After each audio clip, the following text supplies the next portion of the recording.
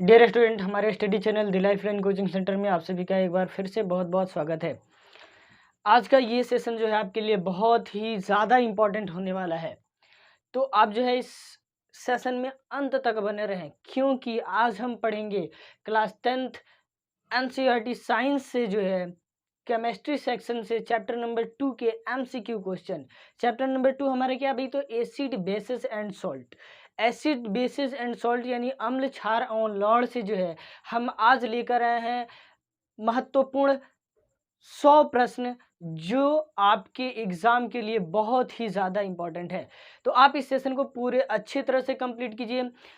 आपको हम बता दें कि प्रत्येक क्वेश्चन को जो है हम कोशिश करेंगे 10 सेकंड के अंदर जो है कंप्लीट करने की कोशिश। आप जो है फटाफट 10 सेकंड के अंदर अंदर जो है कोशिश करेंगे आंसर करें, और फटाफट कमेंट में हमें इसका रिप्लाई चाहिए। ठीक है, चलिए देखते हैं, क्वेश्चन शुरू करते हैं और बारी बारी से क्वेश्चन को देखते हैं और समझते हुए चलते हैं। ये रहा आपका क्वेश्चन नंबर 1। कह रहा है कि ऐसा पदार्थ जिसका जलीय विलयन नीले लिटमस पत्र को लाल कर दे। ऑप्शन नंबर ए क्षारक, ऑप्शन नंबर बी अम्ल, ऑप्शन नंबर सी लवण और ऑप्शन नंबर डी कोई नहीं। इनमें से कोई नहीं। तो देखिए लाल लिटमस को जो है, सॉरी नीला को जो है ना, नीला लिटमस को जो है क्या करते हैं भाई, नीला को अगर वो लाल कर देता है तो क्या हो जाएगा, वो हो जाएगा हमारा अम्ल। ठीक है, वो हो जाएगा हमारा अम्ल। क्या है भाई, हम लोग ने पहले पढ़ रखा है कि जब नीले लिटमस पत्र को कोई जो है लाल में ट्रांसफर कर दे तो वह होता है क्या भाई, अम्ल होता है, जो कि लाल में ट्रांसफर कर देता है। इस तरह से ऑप्शन नंबर बी जो है इसका राइट आंसर। ठीक है, ऐसा पदार्थ जिसका जलीय विलयन लाल लिटमस को नीला कर दे उसे हम कहते हैं भाई, तो option number A, option number A है आपका लवण, ऑप्शन नंबर बी है आपका अम्ल और ऑप्शन नंबर सी है आपका लवण और ऑप्शन नंबर डी इनमें से कोई नहीं। ठीक है, तो ये आपको हम अभी बताएं कि नीला को लाल में करे तो क्या अम्ल, लाल को नीला में कर दे तो क्या हो जाए भाई, लाल को नीला में कर दे तो वो हो जाता है हमारा क्षार। ठीक है, याद है, हमने पहले पढ़ रखा है इस चीज को। ठीक है, तो इसका ऑप्शन नंबर क्या हो जाएगा भाई, तो इसका ऑप्शन नंबर हो जाएगा सी क्षारक। ठीक है, इसका ऑप्शन नंबर सी हो जाएगा क्षारक। नंबर 3, अम्ल वह पदार्थ है जो ऑप्शन नंबर ए इलेक्ट्रॉन ग्रहण करता है, ऑप्शन नंबर बी इलेक्ट्रॉन देता है, ऑप्शन नंबर सी प्रोटॉन देता है और option number D hydroxide ion देता है। तो याद रखिएगा जी, क्या भाई, तो अम्ल जो है वह हमेशा क्या देता है, प्रोटॉन देता है। क्या देता है, प्रोटॉन देता है।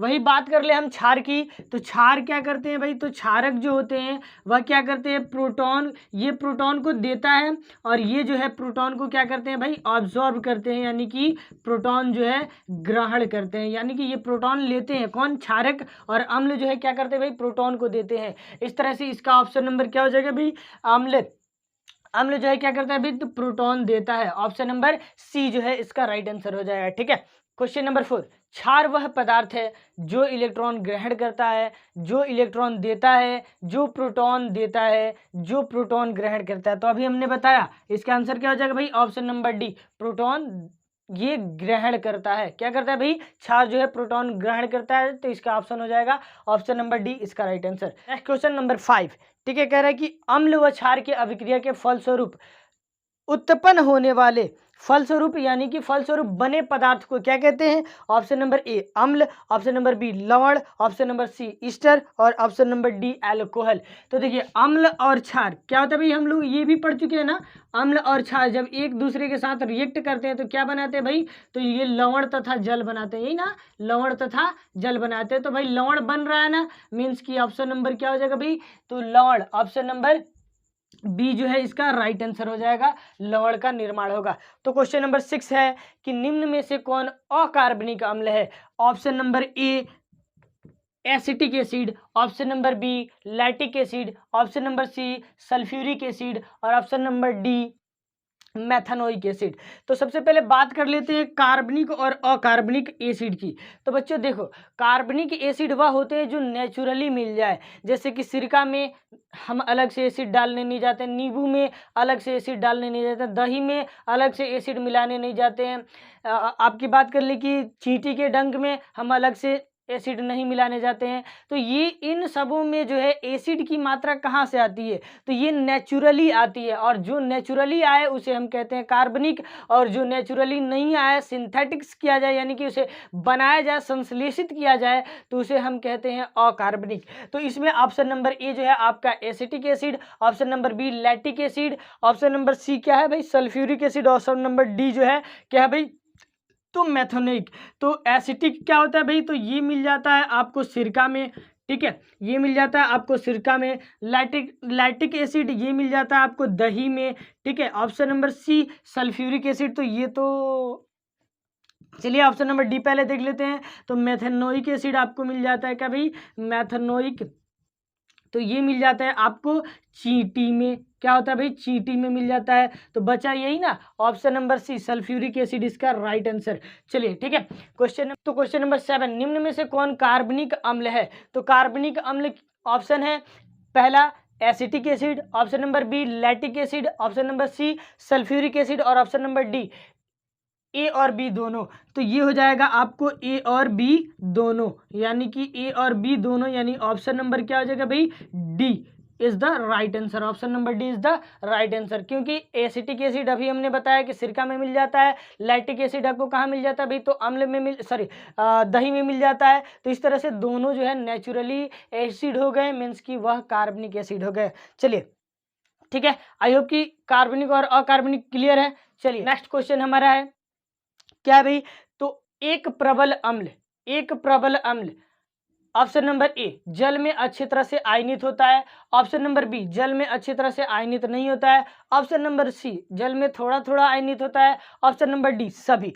तो देखिए याद रखिएगा कि जो प्रबल अम्ल होते हैं, जो प्रबल अम्ल होता है या जो अम्ल होता है, ठीक है, तो जो जितना ही प्रबल अम्ल होगा वह अम्ल जो है क्या होता है भाई कि उतना ही तेजी से जब जल के साथ उसको मिलाया जाएगा तो वह जो है अच्छे ढंग से जो है पूरे अच्छे तरह से क्या होता है आयनित होता है, यानी कि हाइड्रोजन आयन देता है ना, आयोनाइज्ड होता है। ठीक है, तो इस तरह से इसका ऑप्शन नंबर ए जो है क्या हो जाएगा भाई हमारा राइट आंसर हो जाएगा, ये जल में अच्छी तरह से आयनित होता है। वही मैं बात कर लूँ प्रबल क्षार की, तो प्रबल क्षार वह होते हैं जिसके धात्विक जो कंपाउंड होते हैं या तत्व होते हैं वह जितना क्रियाशील होंगे वह क्षार जो है उतना ही ज्यादा जो है प्रबल होगा। और क्वेश्चन नंबर 9, निम्न में से कौन प्रबल क्षारक है। पहला ऑप्शन कैल्शियम हाइड्रोक्साइड यानी कि CaOH का होल ट्वाइस, ठीक है। Magnesium option number B magnesium hydroxide, ठीक है, MgOH का whole twice. Option number C थोड़ा छोड़ते हैं, क्या भाई अमोनियम हाइड्रोक्साइड, इसको थोड़ा छोड़ते हैं। याद रखिएगा कि अमोनियम हाइड्रोक्साइड जो होता है ये क्या होता है वीकेंड बेस होता है, सबसे कमजोर बेस होता है। तो ये इन सब में से तो सबसे कमजोर, तो इसको हटाइए दीजिए क्योंकि हमसे पूछा है प्रबल। और दूसरा है इसके बाद पोटेशियम हाइड्रोक्साइड KOH, ठीक है। तो इसमें आप देखेंगे तो ये अमोनियम के जहाँ तक बात है अमोनियम हाइड्रोक्साइड, तो ये तो सबसे कमजोर हो गया भाई, इसको हटा दो, ठीक है। बचा ये तीनों, तो इन तीनों में कौन ज्यादा सक्रिय है, इसमें धात्विक Ca Mg पोटेशियम ये सभी जो है क्या है भाई धातु है, और जो धातु सबसे ज्यादा सक्रिय होगा उसका क्षारीय विलयन जो है उतना ही ज्यादा प्रबल होगा। तो थोड़ा सा आप यहाँ पे देख लीजिए क्या सक्रियता श्रेणी में हम देख पा रहे हैं कि कैल्शियम और मैग्नीशियम है क्या हमारा पोटेशियम यानी सक्रिय है। तो इन तीनों में से जो है पोटेशियम सबसे अधिक ताकतवर है, मींस की पोटेशियम हाइड्रोक्साइड जो है इसका सही उत्तर हो जाएगा ऑप्शन नंबर डी, जो कि है right answer option number D. Potassium hydroxide इनमें से जो है प्रबल क्षारक होगा। ठीक है, आई होप कि क्लियर है। चलिए क्वेश्चन नंबर 10 कह रहा है कि अपच के उपचार के लिए निम्न में कौन उपयुक्त है। ऑप्शन नंबर ए है आपका, ऑप्शन नंबर ए है एंटीबायोटिक, ऑप्शन नंबर बी है एनाल्जेसिक और ऑप्शन नंबर सी है एंटासिड और ऑप्शन नंबर डी है एंटीसेप्टिक। तो हम लोगों ने पढ़ा था कि अपच के उपचार के लिए क्या होता है भाई, तो ये होता है हमारा एंटासिड का उपयोग, एंटासिड का उपयोग होता है ना, एंटासिड का उपयोग होता है। ठीक है, तो इस तरह से जो है ऑप्शन नंबर सी, ठीक है, antacid is the right answer. ठीक है, चलिए 10 क्वेश्चन हम लोगों ने कर लिया है। चलिए बढ़ते हैं नेक्स्ट क्वेश्चन की तरफ। चलिए तो नेक्स्ट क्वेश्चन, क्वेश्चन नंबर 11 कह रहे हैं कि ताजे दूध का पीएच मान 6 होता है, दही बनने पे इसके पीएच मान में क्या परिवर्तन आता है? ऑप्शन नंबर ए घटेगा, ऑप्शन नंबर बी बढ़ेगा, और ऑप्शन नंबर सी अपरिवर्तित रहेगा, और ऑप्शन नंबर डी बहुत ज़्यादा बढ़ जाएगा। तो हम लोगों ने पढ़ रखा है क्या भाई कि जब भी दूध से दही बनता है मतलब कि दही जो है ज़्यादा अम्लीय हो जाता है, और जब अम्लीय होगा तो उसका पीएच वैल्यू कम होगा, जब पीएच वैल्यू कम होगा तो उसकी हाइड्रोजन आयन की सांद्रता बढ़ेगी, तभी तो जाके खट्टा होगा। तो क्या हो जाएगा इसका option number A is the right answer, क्या होगा भाई घटेगा। ठीक है, option number A is the right answer. Next question, question number 12, question number 12 जल में घुलनशील भस्म को कहते हैं? ऑप्शन नंबर ए क्षार, ऑप्शन नंबर बी क्षारक, ऑप्शन नंबर सी क्षरण, ऑप्शन नंबर डी संक्षारण। ठीक है, तो याद रखिएगा कि जो जल में घुल जाए, वह भस्म जो जल में घुल जाए उसे हम कहते हैं क्षार, यानी कि ऑप्शन नंबर ए जो है इसका राइट आंसर। जो जल में घुल जाए, जो भस्म जल में घुल जाए, वह जो होता है हमारा क्या होता है क्षार होता है। और एक बात और याद रखिएगा कि सभी भस्म जो है वह क्षार नहीं हो सकते हैं, परंतु सभी क्षार जो है वह क्या हो सकते हैं भाई भस्म हो सकते हैं, है ना। क्योंकि भाई सभी भस्म जो है जल में घुल जाए ऐसा संभव नहीं है, है ना, कि ऐसा नहीं हो सकता कि सभी भस्म जो है जल में घुल ही जाएं।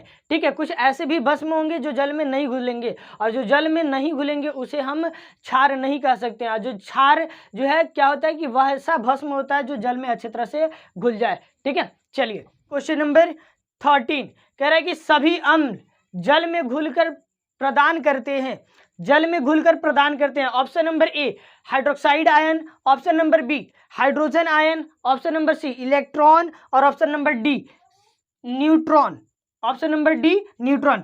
तो हम जानते हैं क्या अम्ल जो है जल में घुलकर क्या देते हैं हाइड्रोजन आयन देते हैं, यानी कि इसका ऑप्शन नंबर बी जो है ये क्या हो जाएगा हमारा राइट आंसर हो जाएगा। ठीक है, नेक्स्ट क्वेश्चन, क्वेश्चन नंबर आपका है 14 कह रहा है कि 14 नंबर क्वेश्चन कह रहा है कि अम्ल का जलीय विलयन सुचालक होता है। अम्ल का जलीय विलयन सुचालक होता है किसका भाई? तो अम्ल का जलीय विलयन क्या होगा, वह क्या होता है भाई? अम्ल का जलीय विलयन विद्युत का सुचालक होता है। किसका भाई? विद्युत का सुचालक होता है, क्योंकि जो है अम्ल से क्या होते हैं विद्युत जो है पास कर जाते हैं, तो विद्युत का सुचालक होगा। ठीक है, तो इस तरह से ऑप्शन नंबर ए जो है इसका राइट आंसर हो जाएगा, ऑप्शन नंबर ए। क्वेश्चन नंबर 14 कंप्लीट है। चलिए आपका क्वेश्चन नंबर 15 कह रहा है कि निम्न में से किस में रवा जल मिलता है? तो रवा जल तो ऑप्शन है इसका बुझा हुआ चूना, ठीक है, प्लास्टर ऑफ पेरिस, खाने का सोडा, व्यंजक चूर्ण। ठीक है, तो इसमें जो है आपको मिलता है PUP, यानी कि प्लास्टर ऑफ पेरिस में जो है रवा जल प्राप्त होता है। ठीक है, रवा जल जो है प्लास्टर ऑफ पेरिस में प्राप्त होता है। अब क्लियर है? चलिए नेक्स्ट क्वेश्चन, क्वेश्चन नंबर 16 कह रहे हैं कि हमारे दांतों का इनेमल किस यौगिक का बना होता है? तो आपको देखिए ऑप्शन में दिया है कैल्शियम कार्बोनेट, जिसे हम क्या कहते हैं भाई बिना बुझा हुआ चूना। कैल्शियम क्लोराइड ये हो ही नहीं सकता है। Option number C calcium oxide, ये भी नहीं हो सकता है, यानी option number D is the right answer. Calcium phosphate, calcium phosphate is the right answer. हमारे दांतों का इनेमल जो होता है वो कैल्शियम फॉस्फेट से बना होता है। ठीक है, याद रहेगा। चलिए क्वेश्चन 17 है हमारा कि एसिटिक अम्ल है, एसिटिक अम्ल है तो प्रबल अम्ल, ऑप्शन नंबर ए प्रबल अम्ल, ऑप्शन नंबर बी निर्बल अम्ल, और ऑप्शन नंबर डी न प्रबल अम्ल ना ही निर्बल अम्ल, और ऑप्शन नंबर डी इनमें से कोई नहीं। तो ये इसका राइट आंसर हो जाएगा ऑप्शन नंबर बी। देखिए एसिटिक एसिड, एसिटिक एसिड कहाँ पाया जाता है भाई? अभी हम लोगों ने पढ़ा है पीछे कि सिरका में पाया जाता है, और सिरका में जो एसिड पाया जाता है वो नेचुरल एसिड होता है, यानी कि कार्बनिक एसिड होता है, और वह ज़्यादा जो है प्रबल नहीं होता है, मीन्स कि वह क्या होता है निर्बल होता है। तो option number B is the right answer. ठीक है, नेक्स्ट क्वेश्चन नंबर 18 कह रहा है कि अम्ल एवं क्षार के परीक्षण के लिए किसका उपयोग किया जाता है? ऑप्शन नंबर ए है आपका लिटमस पत्र, ऑप्शन नंबर बी कोबाल्ट पत्र, और ऑप्शन नंबर सी अमोनिया पत्र, और ऑप्शन नंबर डी इनमें से कोई नहीं। फटाफट आप लोग कमेंट कीजिए। ठीक है, तो कमेंट बहुत धीरे है तो कमेंट कीजिए। तो इसका क्या हो जाएगा भाई? तो अम्ल एवं क्षार की पहचान के लिए हम किसका यूज करते हैं भाई? ऑप्शन नंबर ए लिटमस का यूज करते हैं। किसका भाई? तो हम लिटमस का यूज करते हैं। ठीक है, चलिए क्वेश्चन नंबर 19, तो नेक्स्ट क्वेश्चन है हमारा कि जल में घुले भस्म को कहते हैं। अभी हम लोगों ने किया है, क्या हो जाएगा भाई? इसका option number B right answer क्षार। ठीक है, भस्म जो जल में घुल जाए उसे हम क्षार कहते हैं, अभी हम लोगों ने देखा है। क्वेश्चन नंबर 20 कह रहा है कि निम्न में कौन कथन सही है। ऑप्शन नंबर ए कह रहा है कि क्षार में साबुन जैसी चिकनाहट होती है। ऑप्शन नंबर बी क्षार लाल लिटमस को नीला कर देता है। सभी क्षार भस्म होते हैं परंतु सभी भस्म क्षार नहीं। तो इस तरह से जो है कि ये तीनों जो है बातें जो ये कहा है, ये तीनों जो है क्या सही है, यानी कि ऑप्शन नंबर डी जो है हमारा राइट आंसर, उपयुक्त सभी, उपयुक्त सभी या सभी जो है इसका राइट आंसर हो जाएगा। ठीक है, क्योंकि जो है क्षार जो होता है जनरली साबुन के जैसा चिकना होता है। ठीक है, और वो लाल लिटमस को नीला करता ही करता है, और साथ ही साथ वह क्या करता है कि सभी भस्म जो होते हैं वह क्षार होते ही हैं। ठीक है, लेकिन सभी क्षार जो है भस्म नहीं होता, हमने अभी बताया था पीछे आपको। इस तरह से उपयुक्त सभी जो है इसका सही आंसर हो जाएगा ऑप्शन नंबर डी। चलिए 21 क्वेश्चन नंबर 21 कह रहे हैं कि निम्नलिखित में से कौन संश्लेषित सूचक है। कौन संश्लेषित सूचक है, तो भाई वह सूचक जो लैबोरेटरी में बनाया जाए यानी अपने द्वारा बनाया जाए संश्लेषित कहलाता है। तो इसमें option number A phenolphthalein, option number B methyl orange, और ऑप्शन नंबर सी दोनों, और ऑप्शन नंबर डी कोई नहीं। तो इसमें हो जाएगा आपको ऑप्शन नंबर सी दोनों, क्योंकि मेथिल ऑरेंज और फिनोल्फ्थेलिन ये दोनों जो है सिंथेटिक्स इंडिकेटर्स हैं। चलिए अब हम देखते हैं क्वेश्चन नंबर 22 कह रहे हैं कि निम्न में से किस लवण का जलीय विलयन लाल लिटमस पत्र को नीला करेगा। ऑप्शन नंबर ए है Na2CO3, ऑप्शन नंबर बी है NaHCO3, और ऑप्शन नंबर सी है Na2CO3 × 10H2, और ऑप्शन नंबर डी सभी। ठीक है, देखिए वैसे आप जानते हैं कि सोडियम कार्बोनेट कहें या फिर बाइकार्बोनेट कहें या फिर धोने वाला सोडा कहें, ये सभी जो है क्षारकीय प्रकृति के होते हैं। लेकिन यहाँ पे सवाल थोड़ा सा अलग है, क्या कह रहा है कि निम्न में से किस लवण का जलीय विलयन जो है लाल लिटमस को नीला करेगा। तो आइए इसके लिए पहले थोड़ा सा हम एक कॉन्सेप्ट क्लियर करते हैं। देखिएगा बाबू, होता है एक हमारा प्रबल क्षार, क्या होता है भाई, प्रबल क्षार। ठीक है, और एक प्रबल क्षार और एक दुर्बल अम्ल, प्रबल क्षार और दुर्बल अम्ल। ठीक है, जब एक प्रबल क्षार और एक दुर्बल क्षार एक दूसरे के साथ जो है रिएक्ट करते हैं, रिएक्शन करते हैं, तो इनके फलस्वरूप जो है, इसके फलस्वरूप जो है निर्माण होता है एक लवण का। वी नो दैट कि अगर क्षार और अम्ल एक दूसरे के साथ रिएक्ट करेंगे तो लवण का निर्माण होता है ना। ठीक है, तो जब लवण का निर्माण होता है तो ये जो लवण होगा, जब प्रबल क्षार होगा और दुर्बल अम्ल होगा, तो जब यहाँ पे जो है रिएक्शन होगा तो ये लवण जो बनेगा वह क्षारकीय लवण होगा। क्या होगा भाई, क्षारकीय लवण होगा। याद रखिएगा क्या होगा भाई, तो ये क्षारकीय लवण होगा। ठीक है, जब एक प्रबल क्षार एक दुर्बल अम्ल के साथ रिएक्ट करेगा तो क्या बनाएगा भाई, ये जो लवण बनाएगा वह क्षारकीय लवण होगा। ठीक है, तो जब ये क्षारकीय लवण होगा तो ये क्या करेगा भाई, तो ये लाल लिटमस को टर्न करेगा किसमें, लाल लिटमस को टर्न करेगा किसमें, नीला में। क्लियर है, और इसका पीएच वैल्यू क्या हो जाएगा भाई, तो इसका पीएच वैल्यू जो है 7 से क्या हो जाएगा, अधिक हो जाएगा। क्या हो जाएगा, 7 से अधिक होगा ना। चलिए 7 से अधिक होगा। नेक्स्ट यहीं पे एक और चीज समझते हैं कि अगर ऐसा हो जाए कि प्रबल अम्ल हो, ठीक है, प्रबल अम्ल हो और इधर दुर्बल क्षार हो, क्या भाई, दुर्बल क्षार हो। ठीक है, क्षारक या क्षार क्या है, बात एक ही है, प्रबल अम्ल और दुर्बल क्षार हो और तब रिएक्शन हो, एक प्रबल अम्ल और एक दुर्बल क्षार के साथ रिएक्शन हो, तब यहाँ पे क्या होगा कि यहाँ पे जो है फिर लवण बनेगा। अम्ल और क्षार अभिक्रिया करेंगे, लवण बनाएंगे, लेकिन जो है यहाँ पे जो लवण बनेगा वह हमारा बनेगा अम्लीय लवण। इसे हम क्या कहेंगे भाई, अम्लीय लवण। ठीक है, अम्लीय लवण। ठीक है, जब एक प्रबल अम्ल एक दुर्बल क्षार के साथ रिएक्शन करता है तो वह बनाता है क्या भाई, एक अम्लीय लवण का निर्माण करता है। ठीक है, और एक और चीज समझ लें कि अगर दोनों ही प्रबल हो जाए, प्रबल अम्ल हो जाए और प्रबल क्षार भी हो जाए, प्रबल अम्ल हो जाए और प्रबल क्षार भी हो जाए, तो इस स्थिति में क्या होता है कि जब दोनों ही प्रबल होंगे तो ये एक दूसरे को उदासीन करके सामान्य लवण यानी लवण का निर्माण करेंगे। ठीक है, आई होप कि इसमें कोई समस्या नहीं है। अब बात आती है कि सर क्षारकीय लवण के कुछ एग्जाम्पल और फिर अम्लीय लवण के कुछ एग्जाम्पल। तो आइए देखते हैं इसके कुछ एग्जाम्पल को लिए। क्षारकीय लवण के एग्जाम्पल क्या हो जाएंगे? तो क्षारकीय लवण के एग्जाम्पल हो जाएगा हमारा आपको सोडियम एसीटेट। क्या हो जाएगा भाई? Sodium acetate, acetate. ठीक है, दूसरा मैं बात कर लूं तो ये हो जाएगा आपको sodium carbonate, Na2CO3, Na2CO3 sodium carbonate. ये सभी जो है क्या हो जाएगा? क्षारकीय लवण के एग्जाम्पल हो जाएंगे। वहीं पे हम बात करें कि अगर प्रबल अम्ल और दुर्बल क्षार रिएक्ट करे तो अम्लीय लवण बनाएंगे, तो भाई ये क्या करेगा भाई? तो ये इसका जो प्रकृति होगा क्या होगा? नीला को जो है लाल में ट्रांसफर करेगा, लिटमस पत्र को, नीले लिटमस को लाल में। इसका पीएच वैल्यू क्या हो जाएगा भाई? तो इसका पीएच वैल्यू 7 से कम हो जाएगा। क्या हो जाएगा भाई? 7 से कम हो जाएगा। इसके एग्जाम्पल की मैं बात कर लूँ तो ये हो जाएगा आपको सोडियम बाइकार्बोनेट,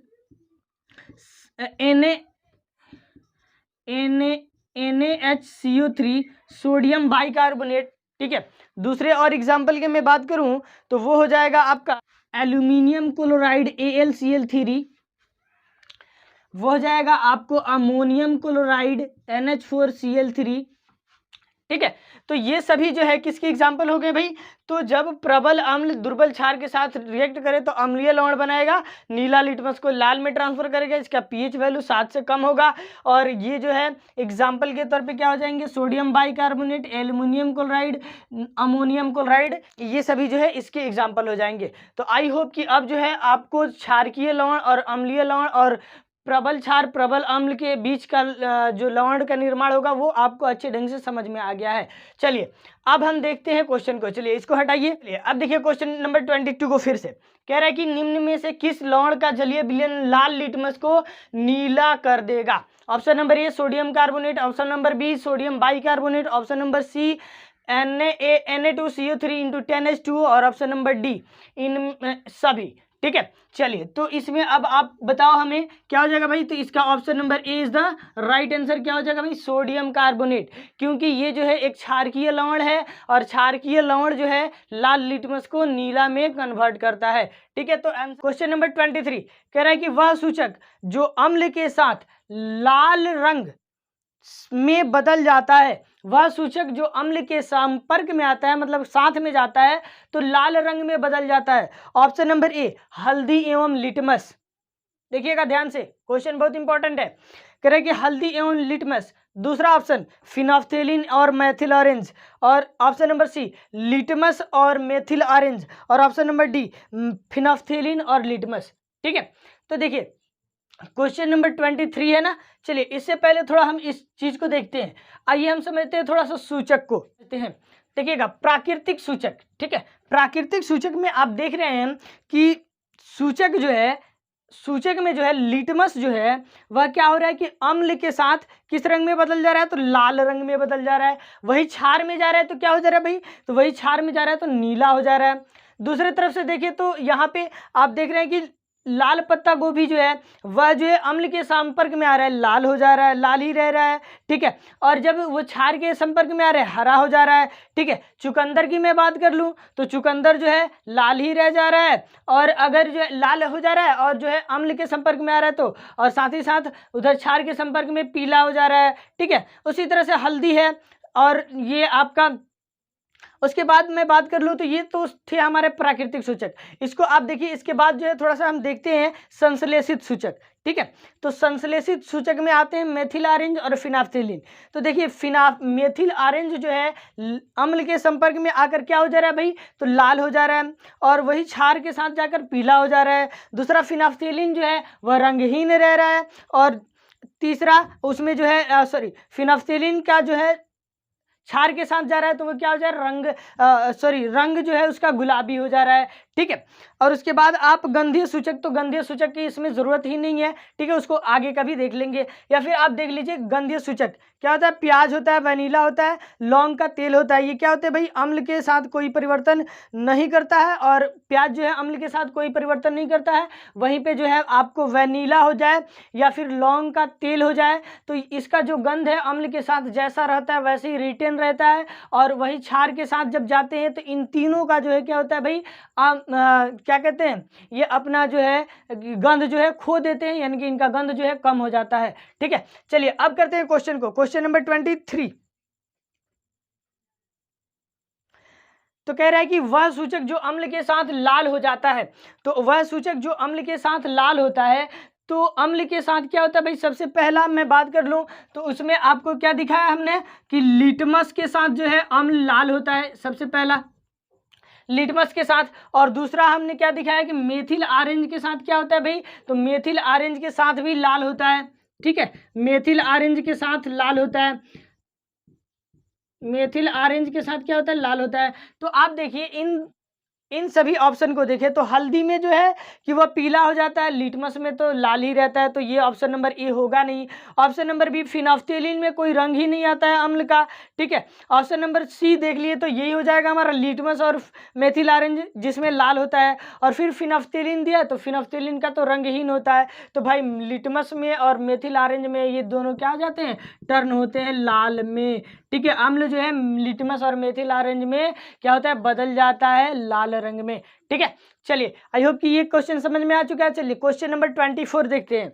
चलिए क्वेश्चन नंबर 24 कह रहे हैं कि वह सूचक जो क्षार के साथ गुलाबी रंग में बदल जाता है, तो ऑप्शन नंबर ए है हमारा हल्दी, ऑप्शन नंबर बी है लिटमस, और ऑप्शन नंबर सी है मेथिल ऑरेंज, और ऑप्शन नंबर डी है हमारा फिनाफ्थोलिन, ठीक है। तो कह रहे हैं कि वह सूचक जो क्षार के साथ गुलाबी रंग देता है वह क्या हो जाएगा भाई, तो हमारा ऑप्शन नंबर डी जो है हमारा हो जाएगा फिनाफ्थेलिन, क्योंकि डी जो है फिनाफ्थेलिन ही जो है ऐसा सूचक है जो रंग परिवर्तन के द्वारा गुलाबी रंग देता है, तो क्षार के साथ गुलाबी रंग देता है, तो ये हमारा राइट आंसर, ठीक है, ऑप्शन नंबर डी।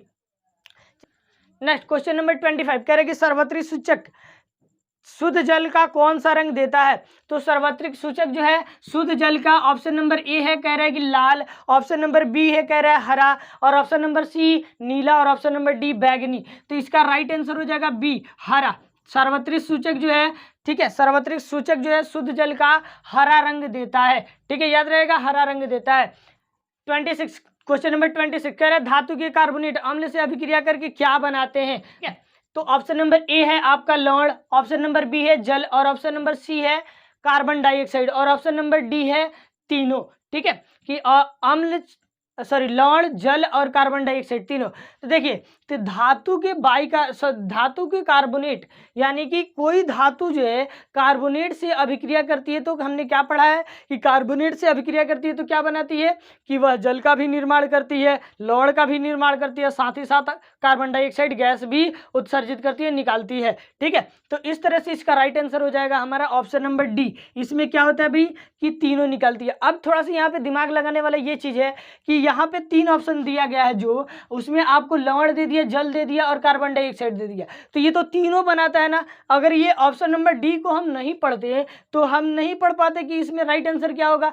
कितने बच्चे जो है क्या करेंगे, फटक से देखेंगे भाई धातु का कार्बोनेट है, अभिक्रिया कर रहा है, तो धातु के कार्बोनेट से अभिक्रिया करके भाई क्या होता है, लवण बनता है, फट से लवण को मार देते हैं। ऐसा नहीं, आप पूरे ध्यान से क्वेश्चन को पढ़ लो, ऑप्शन को समझ लो, फिर जो है राइट आंसर करना। तो इसका राइट आंसर हो जाएगा ऑप्शन नंबर डी धातु। चलिए क्वेश्चन नंबर 27 कह रहे हैं कि क्षारक फिनाफ्थेलिन का श्वेत रंग, क्षारक फिनाफ्थेलिन के श्वेत रंग को परिवर्तित करता है। क्षारक जो है फिनाफ्थेलिन का जो है रंग परिवर्तित करता है, तो हम लोगों ने पढ़ा है क्या भाई, तो गुलाबी रंग में जो है परिवर्तित कर देता है। अभी तो बताए हैं कि गुलाबी रंग में जो है परिवर्तित कर देगा, यानी कि ये हो जाएगा हमारा option number B is the right answer, गुलाबी रंग में परिवर्तित कर देता है, ठीक है। चलिए देखते हैं नेक्स्ट क्वेश्चन। तो देखते हैं क्वेश्चन नंबर 28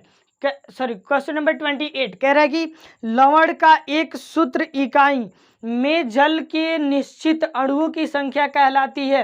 तो ये कहलाता है ऑप्शन नंबर क्या कहलाता है भाई? देखिए ऑप्शन है आपका ए लवण, ऑप्शन नंबर बी पीओपी यानी प्लास्टर ऑफ पेरिस, और ऑप्शन नंबर सी क्रिस्टलन का जल, और ऑप्शन नंबर डी कोई नहीं। तो देखिए अब यहाँ पे थोड़ा सा ज़रूरत क्या है आपको कि एनसीईआरटी बुक को जो है थोड़ा सा आप पढ़ते तो आप इसका आंसर आसानी से कर लेते, ठीक है। और सारी चीज़ें जो है टॉपिक पढ़ाते समय क्लियर तो नहीं कराई जा सकती हैं, कुछ चीज़ें जो है छूट छाट जाती हैं, ठीक है। तो देखिए यहाँ पे समझने का चीज़ है कि लवण के एक सूत्र इकाई में जो है जल की निश्चित अणुओं की संख्या को कहते हैं हम, क्या कहते हैं भाई? तो उसको कहते हैं ऑप्शन नंबर सी क्रिस्टलन का जल। क्या कहते हैं भाई? क्रिस्टलन का जल। क्रिस्टलन का जल जो है हम उसको कहते हैं क्रिस्टलन का जल, ऑप्शन नंबर सी। याद रखिएगा कि लवण के एक सूत्र इकाई में, ठीक है, जल के अणुओं की संख्या को हम क्या कहते हैं? क्रिस्टलन का जल कहते हैं, ठीक है। Option number C is the right answer, ठीक है। थोड़ा सा आप किताबों को भी पढ़ा कीजिए, किताबों को पढ़िए तब जाके जो है आसानी से आप क्वेश्चन को डील करिएगा। टॉपिक पे पकड़ रखिए, किताबों को रीड करते रहिए। चलिए तो नेक्स्ट क्वेश्चन नंबर 29 कह रहा है कि पीएच तथा H+ की सही संबंध क्या है? तो देखिए भाई पीएच का सही संबंध, पीएच बराबर होता है -log H+। क्या होता है भाई? H+, यानी कि इस तरह से इसका सही लिखने का फॉर्म क्या होता है? pH = -log H+, ठीक है। तो क्वेश्चन नंबर 30 ये कह रहा है कि भाई, क्वेश्चन नंबर 30 ये कह रहा है कि हमारे शरीर का pH मान, हमारे शरीर का pH मान रहता है किसके किसके बीच? तो ऑप्शन नंबर ए 7 से 7.8 के बीच, ऑप्शन नंबर बी 8 से 8.8 के बीच, option number 9, option number C 9 से 9.9 के बीच, और ऑप्शन नंबर डी इनमें से कोई नहीं। तो हमारे शरीर का जो है पीएच प्राप्त होता है 7.0 कह लें या 7 से कह लें तो 7.88, ठीक है। 7.8 तक जो है ये रहता है, यानी कि इस तरह से ये हो जाएगा हमारा क्या? Option number A is the right answer, ठीक है। 30 का ऑप्शन नंबर ए हो जाएगा। हमारे शरीर का पीएच प्रास जो होता है यानी पीएच वैल्यू जो होता है वह 7 से 7.8 के बीच होता है, ठीक है। तो इस तरह से हो जाएगा, option number A is the right answer. Next question 31 कह रहा है कि कोई बिलियन लाल लिटमस को नीला कर देगा, इसका पीएच संभवतः होगा option number A 1, option number B 4, option number C 5, और ऑप्शन नंबर डी 10। तो भाई देखो इसमें जो है 1, 4, 5 ये सभी क्या हो जाएंगे? अम्ल हो जाएंगे। तो क्षार क्या हो जाएगा भाई? तो ये हो जाएगा हमारा option number D is the right answer, यानी कि 10, ठीक है। वैल्यू जो है संभवतः मान जो है पीएच का क्या हो जाएगा? 10 हो जाएगा। क्वेश्चन नंबर 32 है आपके पास, क्या कह रहा है कि अम्ल किसी अम्लीय विलयन का हाइड्रोजन आयन होगा, यानी H+ जो होगा वह क्या होगा? तो ऑप्शन नंबर ए है आपका 10⁻⁻7 के बराबर, 10⁻⁻7 से कम, और ऑप्शन नंबर सी 10⁻14 के बराबर, और ऑप्शन नंबर डी कोई नहीं, ठीक है। इसका सही उत्तर क्या हो जाएगा कि इसका सही उत्तर हो जाएगा 10⁻⁻7 के बराबर नहीं, -7 के बराबर नहीं, इसका 7 से कम। क्या हो जाएगा भाई? 7 से कम। इस तरह से option number B is the right answer, ठीक है। Option number B is the right answer, ठीक है। तो नेक्स्ट क्वेश्चन नंबर 33 कह रहा है कि आसुत जल का पीएच मान, आसुत जल का पीएच मान, ऑप्शन आपके पास देख रहे हैं, ठीक है। तो देखिए आसुत जल का मतलब क्या होता है? शुद्ध जल ना, शुद्ध जल ना। हम लोगों ने क्या पढ़ा था भाई? शुद्ध जल क्या होता है? उदासीन होता है। तो जब उदासीन होता है तो इसका पीएच वैल्यू क्या हो जाएगा भाई? तो इसका पीएच वैल्यू 7 हो जाएगा। इस तरह से ऑप्शन नंबर बी जो है हमारा राइट आंसर हो जाएगा इसका, ठीक है। नेक्स्ट क्वेश्चन, चलिए क्वेश्चन नंबर 34 कह रहा है कि दूध का पीएच मान होता है, ऑप्शन है A 6.6, option number B 6.1, option number C 7.4, और ऑप्शन नंबर डी 8, ठीक है। तो देखिए यहाँ पे दो चीज होता है कि ताजे दूध का अगर पीएच मान पूछे ना और ऑप्शन में नहीं दिया है, देखिए जैसे कि दूध का पीएच मान पूछा है तो इसमें जो है मैं इसका राइट आंसर बताता हूँ। ऑप्शन नंबर ए जो होगा इसका राइट आंसर होगा 6.6, दूध का कहा है ना, ठीक है। अगर यहीं पे देता एक ऑप्शन 6, ठीक है, तो यहाँ पे अगर 6 केवल देता है, अगर 6.6 नहीं देता है तो आप 6 को लगा दीजिएगा, ठीक है। अगर 6.6 दिया है और दूध का कहा है तो आप 6.6 लगाइएगा। लेकिन अगर वहीं पे ताजे दूध का पीएच मान पूछ देता, ताजे दूध का, तो जब ताजे दूध का बात होता है ना तो ताजे दूध का पीएच वैल्यू हो जाता है हमारा क्या? 6 होता है। ताजे दूध का पीएच वैल्यू 6 होता है, और वहाँ पे अगर ये भी ऑप्शन दिया रहे तो आप इसको न मार के इसी को मारिएगा, यानी कि ताजे दूध का हो जाएगा पीएच मान 6, और दूध का अगर केवल पूछता है तो अगर ये ऑप्शन में दिया है 6.6 तो 6.6 कीजिएगा, 6 दिया है तो 6 भी कर दीजिएगा, कोई समस्या नहीं। नेक्स्ट क्वेश्चन नंबर 35 कह रहा है 35 में किसी सामान्य व्यक्ति से रक्त के पीएच प्राप्त होता है। देखिए किसी भी सामान्य व्यक्ति का जो है रक्त यानी खून का जो है पीएच वैल्यू जो होता है वह होता है हमारा 7.35 से 7.45 तक, ठीक है। पीएच प्लस जो होता है वह क्या होता है 7.35 से 7.45 तक होता है पीएच प्लस किसका, रक्त का, मनुष्य के रक्त का जो है मनुष्य के रक्त का जो है पीएच प्लस 7.35 से 7.45 के बीच होता है। अगर ये ना दिया हो, अगर ऑप्शन में कुछ ऐसे दिया हो 7.3, 7.4 और 7.2, 7.1, ठीक है, तो इसमें आप करोगे 7.4, ठीक है ना।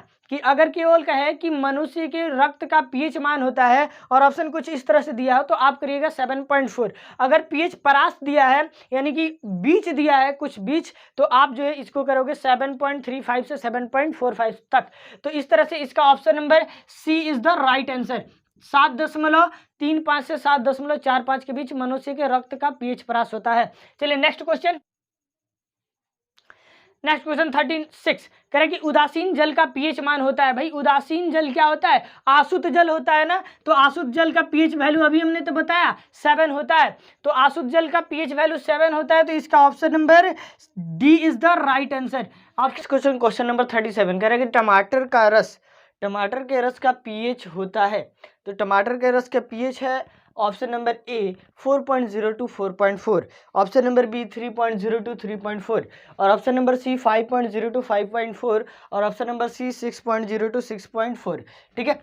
तो देखिए टमाटर का पीएच का वैल्यू जो होता है, टमाटर रस के पीएच का वैल्यू जो होता है वो होता है हमारा 4.0 से लेकर के 4.4 के बीच, ठीक है।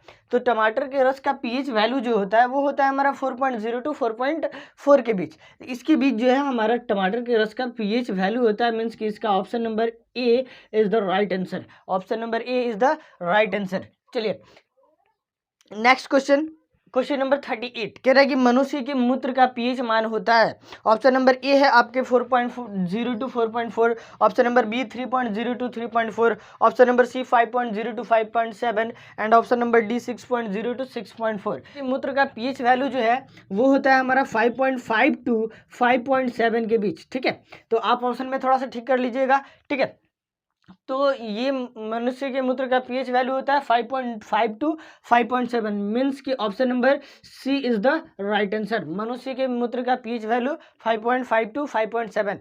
चलिए नेक्स्ट क्वेश्चन 39 कह रहे टमाटर रस होता है, टमाटर रस की होता है जो वो ऑप्शन नंबर ए है अम्लीय, ऑप्शन नंबर बी क्या है भाई क्षारीय, और ऑप्शन नंबर सी क्या है उदासीन, और ऑप्शन नंबर डी क्या है इनमें से कोई नहीं। तो देखिए टमाटर रस का रस जो होता है वो स्वाद में थोड़ा सा खट्टा होता है, मीन्स कि ये क्या हो जाएगा जी अम्लीय हो जाएगा, यानी option number A is the right answer. Option number A is the right answer. चलिए नेक्स्ट क्वेश्चन है हमारा कि हमारे रुधिर की प्रकृति क्या होती है। फर्स्ट ऑप्शन नंबर है कि अम्लीय, नेक्स्ट क्षारीय, और तो हमारे रुधिर का जो है पीएच वैल्यू जो होता है वो होता है 7.35 से 7.45 तक, है ना। क्या होता है भाई 7.45 तक।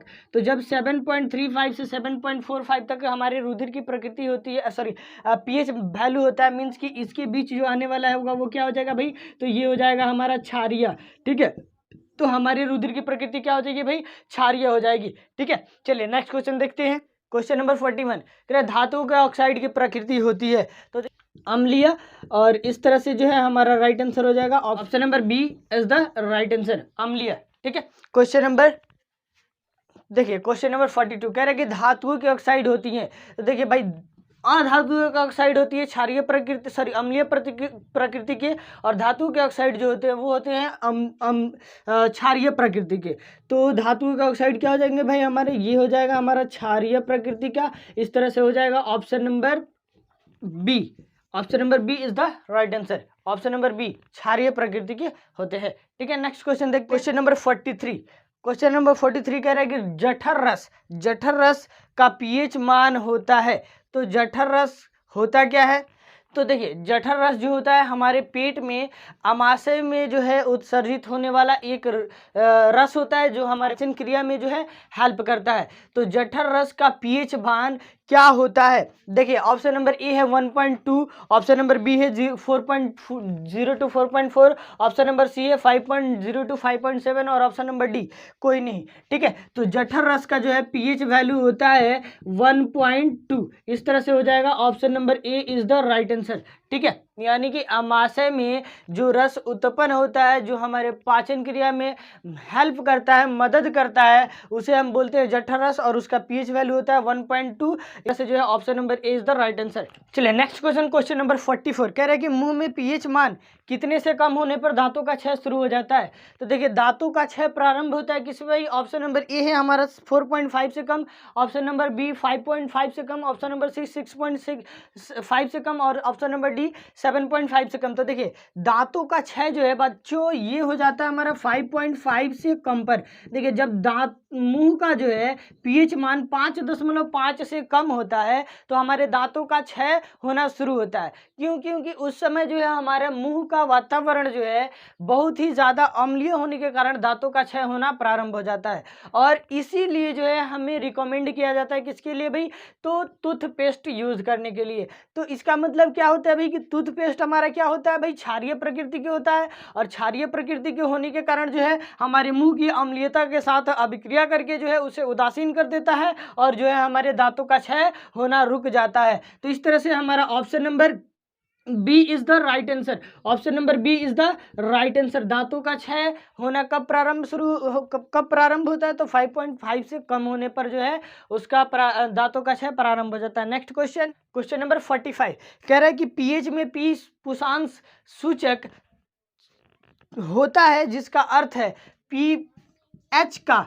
ये पी जो होता है इस सूचक का क्या अर्थ होता है? तो देखिए, ये करता क्या है कि ये किसी भी पदार्थ की अम्लीयता क्षारीयता को बताता है ना। तो इसमें जितना ही ज़्यादा ये पीएच जो है ये क्या करता है? ये शक्ति को पीएच में जो है पी जो है शक्ति को प्रदर्शित करता है कि वह कितना शक्तिशाली अम्ल है या कितना शक्तिशाली क्षार है। ठीक है, तो इस तरह से जो है पी जो है ये शक्ति को प्रदर्शित करता है। तो ये हो जाएगा हमारा C. Option number C is the right answer. Next question number 46, milk of magnesia का पीएच मान होता है। तो मिल्क ऑफ मैग्नीशिया क्या होता है भाई? MgOH का होल ट्वाइस। पीछे पढ़ चुके हैं इसके बारे में। ये क्या होता है? एक दुर्बल क्षारक होता है। ठीक है, और दुर्बल क्षारक होता है मीन्स कि इसका पीएच वैल्यू क्या हो जाएगा भाई? 10। जितना ही पीएच वैल्यू अधिक होगा हाइड्रोजन आयन की सांद्रता उतना ही कम होगी और उतना ही कम होने के कारण जो है यह उतना ही दुर्बल क्षारक हो जाएगा। मीन्स कि इसका पीएच वैल्यू क्या होना चाहिए भाई? तो 10 होना चाहिए। इस तरह से option number B is the right answer. Milk of magnesia का पीएच वैल्यू होता है 10। Option number B right answer. Question number 47, ताजे दूध का पीएच मान। देखिए, आ गया ना बात। ताजे दूध का पीएच मान क्या होता है भाई? 6 होता है। इस तरह से हो जाएगा हमारा option number B is the right answer. ठीक है, ताजे। क्वेश्चन नंबर 48, टमाटर में कौन सा रस पाया जाता है? तो टमाटर में कौन सा रस? तो पहला बात ऑप्शन नंबर ए क्या है भाई? तो एसिटिक एसिड। एसिटिक एसिड किस में पाया जाता है? सिरका में पाया जाता है। ऑप्शन नंबर बी थोड़ा सा हटाते हैं। Option number C sulphuric acid, जो कि कार्बनिक एसिड है, ये नहीं है तो टमाटर में कहाँ से आ जाएगा? ठीक है, ऑप्शन नंबर डी इनमें से कोई नहीं, तो बचा क्या? ऑप्शन नंबर बी, ये क्या हो जाएगा? Oxalic acid is the right answer. ठीक है, क्वेश्चन नंबर 49, CaOCl2 का प्रचलित नाम। CaOCl2 का प्रचलित नाम A calcium chloride, option number B calcium oxychloride, option number D C दोनों और ऑप्शन नंबर डी कोई नहीं। तो भाई देखिए, ये CaOCl2 ये होता क्या है भाई? तो ये होता है ना हमारा विरंजक चूड़। पढ़े हैं क्या ये चीज? तो ये होता है हमारा विरंजक चूड़। तो विरंजक चूड़ का दूसरा नाम क्या होता है? रासायनिक नाम कह ले तो इसका रासायनिक नाम हो जाता है हमारा कैल्शियम ऑक्सीक्लोराइड। इस तरह से option number B is the right answer, calcium oxychloride.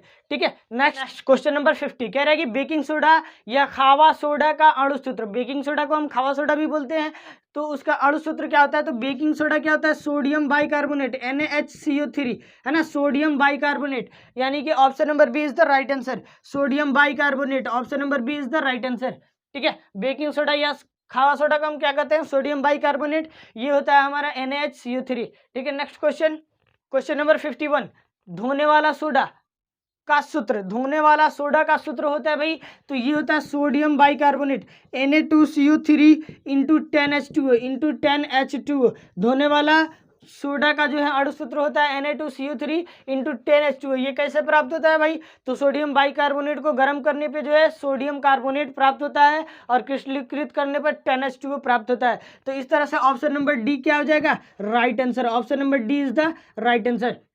Question number 52 कह रहा है कि प्लास्टर ऑफ पेरिस का अणु सूत्र होता है, तो प्लास्टर ऑफ पेरिस का अणु सूत्र याद कीजिए, ऑप्शन देखते रहिए, ये क्या हो जाएगा, CaSO4 इंटू हाफ H2O, है ना। Option number A is the right answer, option number A is the right answer, है ना, CaSO4 इंटू हाफ H2O। ठीक है, इसे हम बोलते हैं प्लास्टर ऑफ पेरिस, POP। क्या बोलते हैं भाई, इसको हम बोलते हैं POP, प्लास्टर ऑफ पेरिस।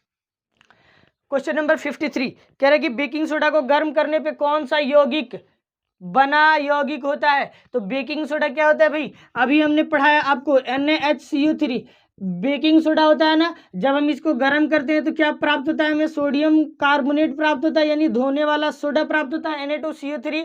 तो option number B is the right answer, इसका option number B is the right answer, क्योंकि बेकिंग सोडा को गर्म करने पे हमें क्या मिलता है भाई, सोडियम कार्बोनेट मिलता है, जो कि धोने वाला सोडा होता है। क्वेश्चन नंबर 54 कह रहा है निम्नलिखित में से कौन सामान्य लवण नहीं है, कौन सामान्य लवण नहीं है। तो देखिए, सामान्य लवण की एक पहचान होती है, पहचान क्या होती है, ये तो पहचान होती है कि जिसमें भी सामान्य लवण नहीं है, तो सामान्य लवण कौन नहीं होगा, तो सामान्य लवण में जनरली होती क्या है कि एक मेटल होता है, ठीक है, एक मेटल होता है और दूसरा जो है इसी के साथ एक कोई सा भी यौगिक या फिर कहे तो तत्व जुड़ा होता है। ठीक है, मान लेते हैं एक्स वो हो जाता है, तो एक मेटल और दूसरा कोई तत्व या यौगिक जुड़ा रहता है, तो उसे हम कहते हैं सामान्य लवण। ठीक है, तो ऑप्शन नंबर ए बात कर ले तो NaSO4, Na2SO4, ठीक है, सोडियम सल्फेट। ठीक है, तो ये हो गया हमारा मेटल और ये हो गया एक यौगिक। ठीक है, दूसरा ऑप्शन नंबर बी है हमारा NaHSO4 सोडियम बाइसल्फेट। ठीक है, तो हम सोडियम हाइड्रोजन सल्फेट भी इसको पढ़ सकते हैं। तो सोडियम हाइड्रोजन सल्फेट यहाँ पे थोड़ा सा देख रहे हैं, तो इस फॉर्म को ये फॉलो नहीं कर रहा है। ठीक है, नेक्स्ट की अगर मैं बात कर लूँ तो ये है Na3PO4 सोडियम फॉस्फेट। ठीक है, तो सोडियम फॉस्फेट, तो यहाँ भी एक ये मेटल और ये एक यौगिक। ठीक है, नेक्स्ट की मैं बात कर लूँ ऑप्शन नंबर डी, तो ये है CaSO4 कैल्शियम सल्फेट। तो यहाँ पे देखिए, तो ये भी एक मेटल फिर एक यौगिक। ठीक है, लेकिन सभी जगह इसमें और इसमें मेटल और एक तत्व या यौगिक आया हुआ है, लेकिन यहाँ पे देखिए तो ये जो है ऑप्शन नंबर बी इस फॉर्म को फॉलो नहीं कर रहा है, मीन्स कि ये जो है एक हमारा सामान्य लवण नहीं कहलाएगा। इस तरह से option number B is the right answer. ठीक है, क्वेश्चन नंबर 55 कह रहे हैं निम्नलिखित में से कौन अम्लीय लवण है, निम्नलिखित में से कौन अम्लीय लवण है। तो देखिए, अम्लीय लवण अम्ल कब होगा भाई, जब उसमें H+ आयन मिले तो अम्ल होगा। ठीक है, और लवण तो हाइड्रोजन भी होना चाहिए और एक कोई तत्व भी होना चाहिए। तो देखिए, ऑप्शन नंबर ए की मैं बात कर लूँ तो ये है HClO। तो HCl तो हमने पढ़ा था, HClO तो कुछ होता नहीं है। चलिए, तो नेक्स्ट है हमारा ऑप्शन नंबर बी AgBr। तो इसमें तो हाइड्रोजन कहीं आ नहीं रहा है, ये जल में घोला जाएगा तो ये तो हाइड्रोजन देने वाला है नहीं। ठीक, दूसरा बात मैं कर लूं तो इसके बाद है हाइड्रोजन HFN। तो HFN जो है ये भी जो है हमारा नहीं हो सकता है। ठीक है, ऑप्शन नंबर डी की मैं बात कर लूं तो ये हो जाएगा आपका ऑप्शन नंबर डी H2CO3। ठीक है, H2CO3 ये जो है H2CO3 ये होगा हमारा क्या, अम्लीय लवण। क्या होगा भाई, अम्लीय लवण, अम्लीय लवण। ठीक है, तो इस तरह से हम कह सकते हैं क्या कि इसका राइट आंसर क्या हो जाएगा, H2CO3, है ना, जो कि है हमारा अम्लीय लवण। 56 कह रहे हैं कि ऐसा यौगिक कौन सा है जिसमें हाइड्रोजन है लेकिन वह अम्ल नहीं है तथा उनका अम्लीय विलयन जो है विद्युत का चालन नहीं करता है, यानी नहीं होता है, उसके अम्लीय विलयन से जो है विद्युत का चालन नहीं होता है। तो पहला ऑप्शन है C2H5OH। ठीक है, तो C2H5OH। नेक्स्ट है हमारा C6H12। ठीक है, तो एक चीज हमको बताइए, हमने आपको पढ़ाया था ना पहले क्या भाई कि अल्कोहल और ग्लूकोज ये दो एक ऐसे यौगिक हैं जो अम्लीय, इसमें हाइड्रोजन आयन तो मिलते हैं परंतु जो है ये अम्लीय प्रकृति की नहीं होते हैं क्योंकि इसमें हाइड्रोजन आयन उतनी अच्छी मात्रा में नहीं प्राप्त होते हैं। तो इस तरह से इसका राइट आंसर क्या हो जाएगा, ऑप्शन नंबर सी, दोनों जो है ये अम्लीय प्रकृति के नहीं होते हैं और इनका जलीय विलयन विद्युत का चालन नहीं करता है। तो option number C is the right answer, दोनों। चलिए क्वेश्चन नंबर 57 कह रहा है CuSO4 into 5H2O, CuSO4 into 5H2O का विशिष्ट नाम होता है। तो देखिए ऑप्शन नंबर ए है हमारा धोने वाला soda, option number B baking soda, option number C नीला थोथा और ऑप्शन नंबर डी सभी। तो देखिए याद रखिएगा भाई, जब जिप्सम को जो है क्रिस्टलीकृत किया जाता है तो प्राप्त क्या होता है, CuSO4 इंटू 5H2O। तो ये जो होता है इसे हम कहते हैं CuSO4 इंटू 5H2O को जो है हम कहते हैं नीला थोथा। इसका नाम क्या होता है, नीला थोथा,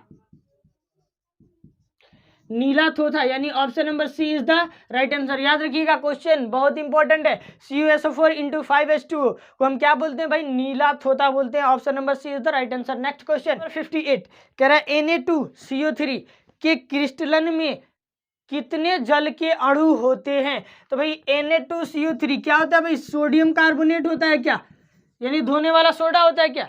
जब हम इसको क्रिस्टलीकृत करते हैं तो इसका मतलब क्या मिल जाता है, Na2CO3 इंटू 10H2O मिलता है क्या, 10H2O। तो इसमें जल के अणु कितने हुए, 10 हुए ना। तो इस तरह से जो है 10 अणु मिलकर जो है इसको क्रिस्टलीकृत करते हैं। तो option number D is the right answer. Okay, then question number 59 कह रहा है कि जिप्सम का रासायनिक नाम होता है A calcium sulphate, option number B calcium phosphate और ऑप्शन नंबर सी नीला थोथा और option number D calcium sulphate dihydrate.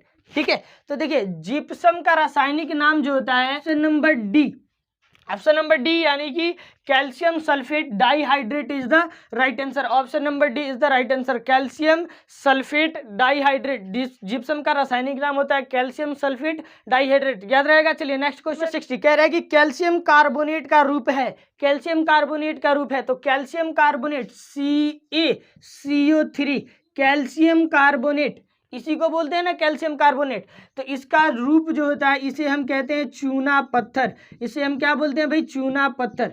ठीक है, दूसरा इसको और भी कुछ बोलते हैं, ऑप्शन नंबर बी है हमारा खड़िया, तो इसे हम खड़िया भी बोलते हैं। ऑप्शन नंबर सी है हमारा, ऑप्शन नंबर सी है तो कैल्शियम कार्बोनेट को हम संगमरमर भी बोलते हैं, संगमरमर भी बोलते हैं भाई। तो इस तरह से option number D is the right answer, सभी। क्या हो जाएगा भाई, सभी, क्योंकि कैल्शियम कार्बोनेट को हम बोलते हैं चूना पत्थर भी, खड़िया भी और संगमरमर भी। तो इस तरह से D, option number D is the right answer. Next question number 61 संतरे में कौन सा अम्ल पाया जाता है। Option number A acetic acid, option number B oxalic acid, option number C sulphuric acid और option number D citric acid. तो हमने आपको बता रखा है कि एसिटिक एसिड सिरका में, ऑक्जेलिक एसिड टमाटर में और सल्फ्यूरिक एसिड तो ये कार्बनिक एसिड है, ये नहीं है, इसका बातें खत्म। तो ऑप्शन नंबर डी क्या हो जाएगा भाई, सिट्रिक एसिड। क्या हो जाएगा भाई, citric acid is the right answer, citric acid यानी सिट्रिक अम्ल जो है इसका आंसर। ठीक है, चलिए नेक्स्ट क्वेश्चन, क्वेश्चन नंबर 62 दही में कौन सा अम्ल पाया जाता है। आ गया ना बात, दही में कौन सा अम्ल पाया जाता है। तो हम लोगों ने पढ़ रखा है क्या भाई, तो लैक्टिक एसिड यानी कि option number B is the right answer, lactic acid. ठीक है, इसमें हमें क्या मिलता है भाई, लैक्टिक एसिड। दूध या दही में क्या मिलता है हमें, लैक्टिक एसिड। क्वेश्चन नंबर 63, सिरका में कौन सा अम्ल पाया जाता है, ये तो शुरू से ही चर्चा कर रहे हैं, क्या होता है भाई, acetic acid. Option number A is the right answer, सिरका में हमें एसिटिक एसिड मिल जाता है। नेक्स्ट 64 नंबर क्वेश्चन, इमली में कौन सा अम्ल पाया जाता है। Option number A acetic acid, option number B tartaric acid, option number C sulphuric और ऑप्शन नंबर डी सिट्रिक। तो इसमें क्या मिल जाता है हमें, ऑप्शन नंबर बी, इसमें हमें मिल जाता है टार्टरिक एसिड। इसमें हमें क्या मिल जाता है भाई, टार्टरिक एसिड हमें मिल जाता है। क्योंकि देखिए इसमें जो है एसिटिक एसिड कहाँ मिलता है आपको पता है, टार्टरिक कहाँ मिलता है पता है, टार्टरिक हमने बताया कि इस इमली में मिलता है, सल्फ्यूरिक तो नेचुरल है ये नहीं है, और सिट्रिक जो है अभी हमने बताया कि इसमें मिलता है भाई, तो संतरे में जो है हमें सिट्रिक एसिड मिल जाता है। तो इस तरह से option number B is the right answer. क्या मिलता है भाई, टार्टरिक एसिड, किसमें भाई, इमली में। नेक्स्ट, चींटी के डंक में कौन सा अम्ल पाया जाता है। तो चींटी के डंक में हमने पहले ही आपको बताया था क्या मिलता है भाई, तो मैथेनोइक अम्ल, मैथेनोइक अम्ल पाया जाता है। देखिए इसको जो है हम फॉर्मिक एसिड भी बोलती हैं, फॉर्मिक एसिड भी इसका नाम है, ठीक है। तो चींटी के डंक में भी जो है हमें मैथेनोइक अम्ल मिलता है, यानी फॉर्मिक एसिड भी मिलता है, और साथ ही साथ नेटल में भी जो है हमें मैथेनोइक एसिड ही मिलता है, नेटल में भी और चींटी के डंक में भी, चींटी के डंक में भी जो है हमें क्या मिलता है, मैथेनोइक एसिड, मतलब कि फॉर्मिक एसिड, ठीक है। तो ये नेटल क्या होता है बाबू, ये होता है पहाड़ी इलाकों में पाया जाने वाला एक पौधा जिसमें जो है डंकनुमा संरचना होता है, और इसके भी डंक में क्या पाया जाता है भाई, तो मैथेनोइक एसिड पाया जाता है, यानी फॉर्मिक एसिड पाया जाता है, ठीक है। तो देखिए एक चीज़ और मैं बता दूं यहाँ पे कि चींटी का डंक या फिर नेटल का डंक लगता है ना, तो जनरली आपको कहा क्या जाता है कि चींटी जब काट देना, आपको डंक मार दे चींटी, तो क्या कीजिए कि जहाँ पे डंक लगा है उसको वहाँ पे आप बेकिंग सोडा लेकर के जो है थोड़ा सा रफ कर दीजिए, तो वो आपका डंक जो है जो उसका दर्द होता है, जलन होता है, वो जो है ठीक हो जाता है, ठीक है। तो इसके डंक में क्या होता है, अम्ल होता है, और वह अम्ल जो है हमारे ये स्किन के अंदर जाता है, तो थोड़ा सा हमें दर्द महसूस होता है और जलन फील होता है। तो इसके लिए कहा जाता है कि आप जो है उस पर बेकिंग सोडा थोड़ा सा रफ कर देंगे, तो वो जो है आपका वो अम्ल जो है, जो मैथेनोइक अम्ल जो है, जब हम बेकिंग सोडा उस पर रफ करेंगे तो वो क्षारीय प्रकृति का होता है, जो कि जाकर के उसे उदासीन कर देगा, जिससे जो है आपका जलन और दर्द कम हो सकता है। और आपका ऑप्शन नंबर क्या हो जाएगा भाई, C is the right answer, methanoic acid, ठीक है। नेक्स्ट क्वेश्चन नंबर 66 कह रहा है कि नेटल का डंक आ गया ना, नेटल के डंक में कौन सा अम्ल पाया जाता है, अभी हमने बताया क्या भाई, मैथेनोइक अम्ल, यानी कि option number D is the right answer. Methanoic acid जो है इसमें पाया जाता है, फॉर्मिक एसिड जो है इसको पाया जाता है। तो नेटल का डंक लगे तो उसमें क्या मिलता है हमें, मैथेनोइक एसिड, ठीक है। तो इसका इलाज क्या है, तो देखिए जहाँ नेटल होता है ना, तो जहाँ नेटल होता है वहीं उसी के आसपास में जो है आपको एक और पौधा दिखाई देता है, जिसको हम कहते हैं क्या, उसको हम कहते हैं डॉग, ठीक है। डॉग जो है, डॉग नाम का एक पौधा होता है, जिसके पत्ती को तोड़कर और उस जगह पे जहाँ पे नेटल का डंक लगा है वहाँ पे अगर हम रफ कर देंगे तो वो जो है ठीक हो जाएगा, ठीक है। चलिए नेक्स्ट क्वेश्चन नंबर 67 कह रहे हैं प्रबल अम्ल और प्रबल क्षारक से बने लवण का पीएच मान होगा। Option number A 7, option number B 7 से कम, ऑप्शन नंबर सी 7 से अधिक, और ऑप्शन नंबर डी 0, ठीक है। तो आइए, ठीक है, पीछे हम लोगों ने पढ़ा था क्या कि जब प्रबल अम्ल क्या करे भाई, प्रबल क्षार, ठीक है, और दुर्बल अम्ल क्या करे भाई, प्रबल क्षार और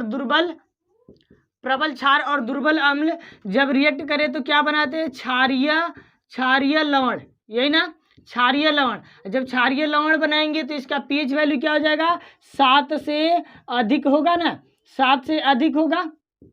चलिए अब वही दूसरे तरफ हम लोगों ने क्या पढ़ा था भाई कि अगर प्रबल अम्ल हो और दुर्बल क्षार हो, क्या भाई, दुर्बल क्षार हो, तो क्या हो जाएगा,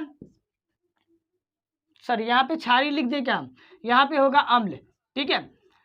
तो अगर प्रबल क्षार प्लस दुर्बल अम्ल हो तो क्षारकीय लवण, पीएच वैल्यू 7 से अधिक, ठीक है। प्रबल अम्ल और दुर्बल क्षार, तो ये अम्लीय लवण क्या हो जाएगा भाई, अम्लीय लवण, और पीएच वैल्यू क्या हो जाएगा इसका पीएच वैल्यू हमने क्या बताया था, 7 से कम हो जाएगा।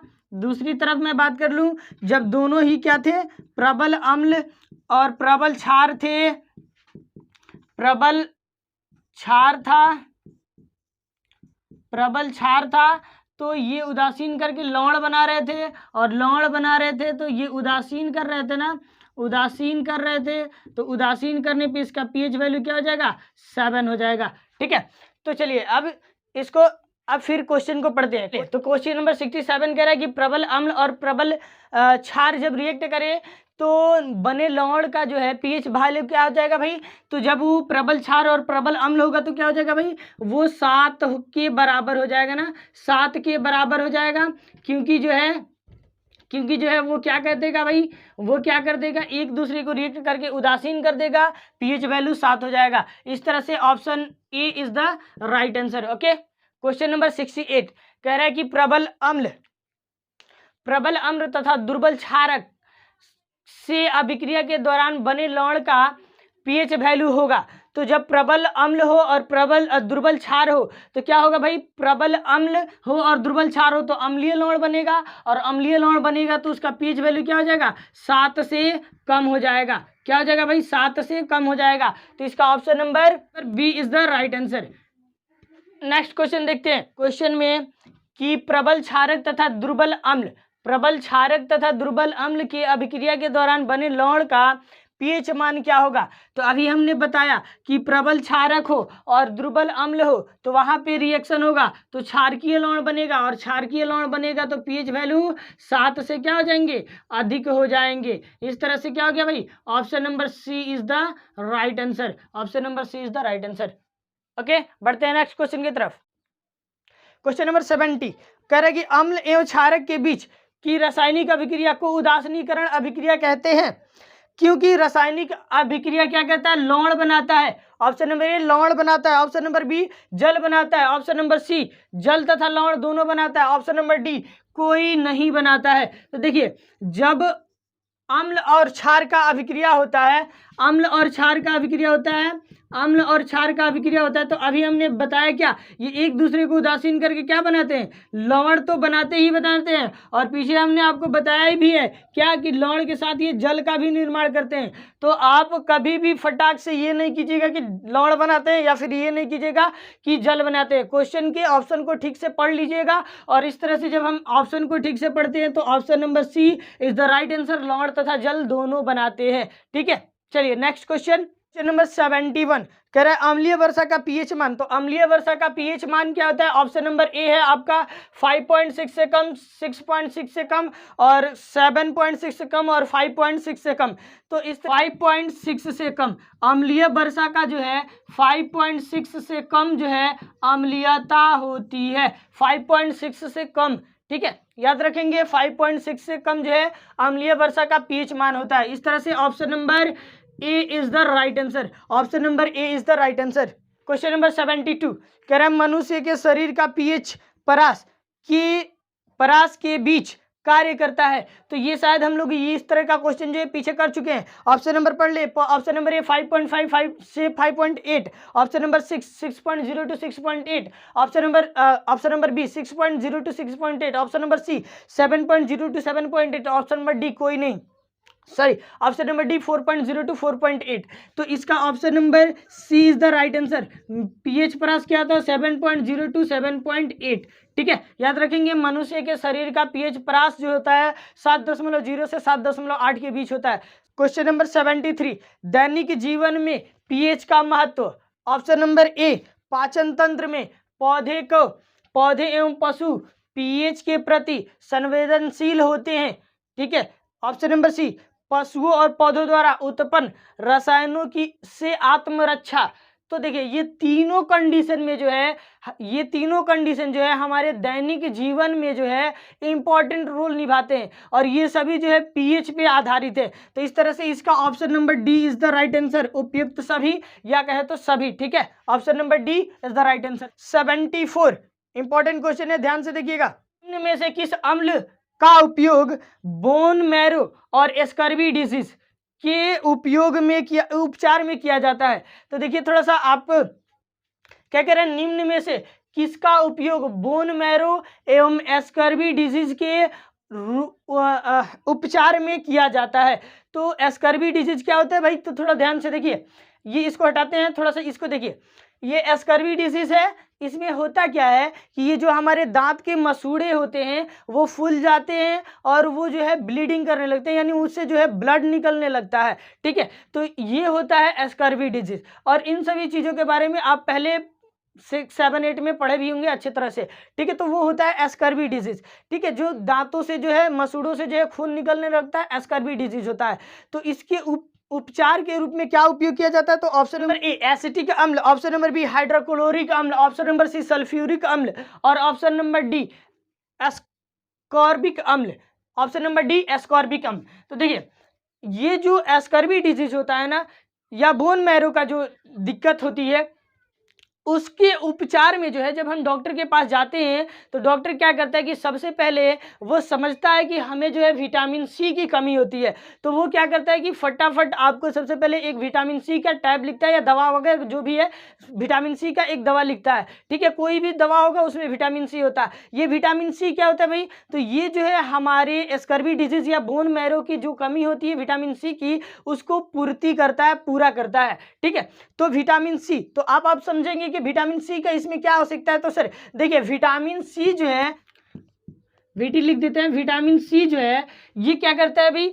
तो ये हमारे एस्कर्वी डिजीज को ठीक करने में अहम रोल निभाता है। ठीक है, तो इसी विटामिन सी को जो है हम नए नाम से जानते हैं और उसको हम जानते हैं ऑप्शन नंबर डी एस्कॉर्बिक अम्ल। एस्कॉर्बिक अम्ल को हम क्या बोलते हैं भाई? विटामिन सी बोलते हैं। तो इस तरह से आप इसके उपचार के लिए क्या यूज किया जाता है? एस्कॉर्बिक एसिड का उपयोग किया जाता है। ठीक है, एस्कॉर्बिक अम्ल का उपयोग किया जाता है। क्लियर है? चलिए बढ़ते हैं नेक्स्ट क्वेश्चन की तरफ।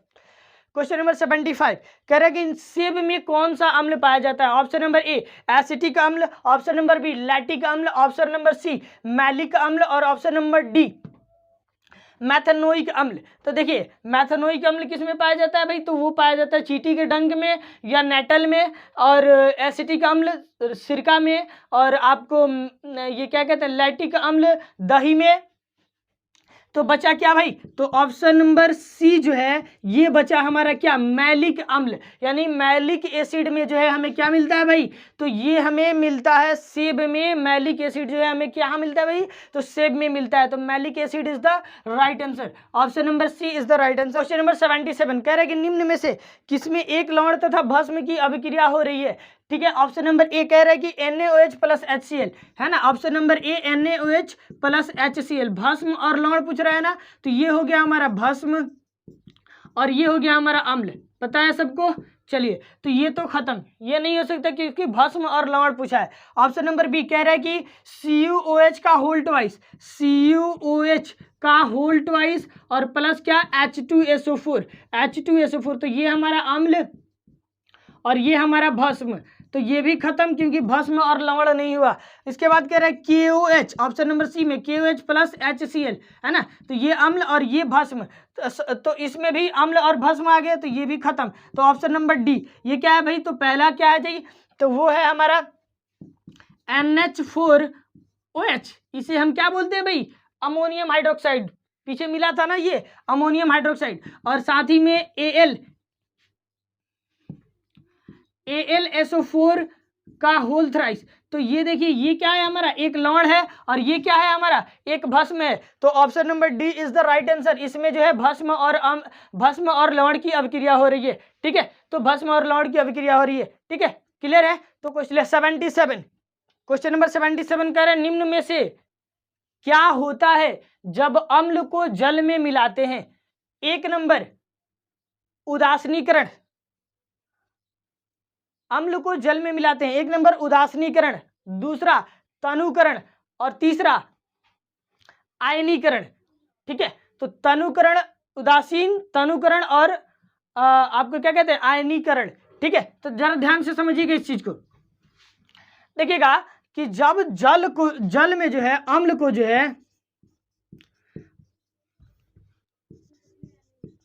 जो है जब हम जल में मिलाते हैं, ठीक है, तो जल में जब हम मिलाएंगे तो ये अम्ल और क्षार थोड़ी ना है कि एक दूसरे को जो है उदासीन करेंगे। अम्ल और क्षार एक दूसरे से रिएक्ट करते हैं तब ना उदासीन करते हैं, तो एक नंबर नहीं होने वाला है। दूसरा तनुकरण को हम कहते हैं डिल्यूटेशन। ठीक है, तो डिल्यूटेशन में क्या होता है कि ये थोड़ा सा जो है वीक होता है। ठीक है।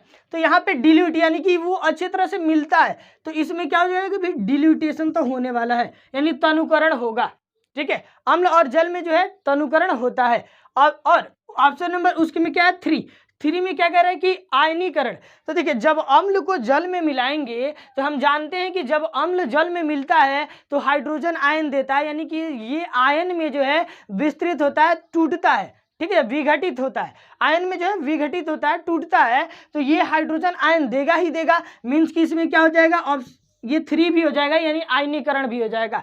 तो इस तरह से क्या हो गया भाई, तनुकरण भी हुआ और आयनीकरण भी हुआ। तो इस तरह हमारा राइट आंसर हो जाएगा ऑप्शन नंबर बी, 2 तथा 3। ठीक है, तो क्यों 2, तो 2 भी भाई तनुकरण होगा ही होगा और आयनीकरण होगा ही होगा। तो इस तरह से option number B is the right answer. Next question 78 कह रहे हैं मधुमक्खी के डंक में पाया जाता है। देखिए, मधुमक्खी के डंक में जो है कोई एसिड नहीं पाया जाता है। आप पहले ऑप्शन को पढ़ ले। ऑप्शन नंबर ए है एक acidic liquid, option number B है एक लवणीय विलयन, ऑप्शन नंबर सी है दोनों, इनमें से कोई नहीं। याद रखिएगा कि मधुमक्खी के डंक में जो है एक जो है एसिडिक लिक्विड पाया जाता है। ठीक है, ये इस तरह से जो है एसिडिक लिक्विड पाया जाता है। इस तरह से जो है option number A is the right answer. याद रखेंगे, मधुमक्खी में क्या पाया जाता है भाई, तो एसिडिक लिक्विड पाया जाता है। नेक्स्ट 79 कह रहा है कि बिना बुझा हुआ चूना का रासायनिक नाम होता है। देखिए, बिना बुझा हुआ चूना का रासायनिक नाम क्या होता है। Option number A calcium oxide, option number B calcium hydroxide, option number C दोनों, और ऑप्शन नंबर डी कोई नहीं। तो देखिए, यहाँ पे जो है CaO, इसको हम क्या बोलते हैं, बिना बुझा हुआ चूना। तो इसको हम क्या बोलते हैं भाई, कैल्शियम ऑक्साइड। तो इस तरह से जो है ऑप्शन नंबर ए जो है इसका राइट आंसर हो जाएगा कैल्शियम ऑक्साइड। ठीक है, क्वेश्चन नंबर 80 कह रहा है बिरंजक चूर्ण का रासायनिक नाम क्या होता है। तो हमने पीछे इसको बता रखा है, option number A is the right answer calcium oxychloride. बिरंजक चूर्ण का रासायनिक नाम क्या होता है, calcium oxychloride. Next question number 81 कह रहा है कैल्शियम सल्फेट, हेमीहाइड्रेट या अर्ध हाइड्रेट का अन्य नाम क्या होता है। Option number A plaster of Paris, option number B gypsum, और option number C baking soda, और ऑप्शन नंबर डी कोई नहीं। ठीक है, तो देखिए जरा कि हेमीहाइड्रेट का है या अर्ध हाइड्रेट का है। क्या कह रहे हैं, कैल्शियम सल्फेट, हेमीहाइड्रेट या अर्ध हाइड्रेट, दोनों ही पूछ सकता है, दोनों में से कोई कहे। तो देखिए, ये होता है हमारा PUP का रासायनिक नाम, यानी कि प्लास्टर ऑफ पेरिस का नाम होता है क्या, कैल्शियम सल्फेट, हेमीहाइड्रेट या अर्ध हाइड्रेट। ये हम लोग पीछे पढ़ चुके हैं ना, तो इसको हम बोलते हैं PUP, प्लास्टर ऑफ पेरिस। इस तरह से option number A is the right answer. Okay, next question 82 अग्निशामक के रूप में किसका उपयोग किया जाता है। अग्निशामक के रूप में किसका उपयोग किया जाता है, तो अग्निशामक के रूप में किसका उपयोग किया जाता है, याद कीजिए क्या है। ऑप्शन नंबर ए आपका है, option number A sodium carbonate, option number B sodium bicarbonate, और ऑप्शन नंबर सी एंटासिड, और ऑप्शन नंबर डी सभी।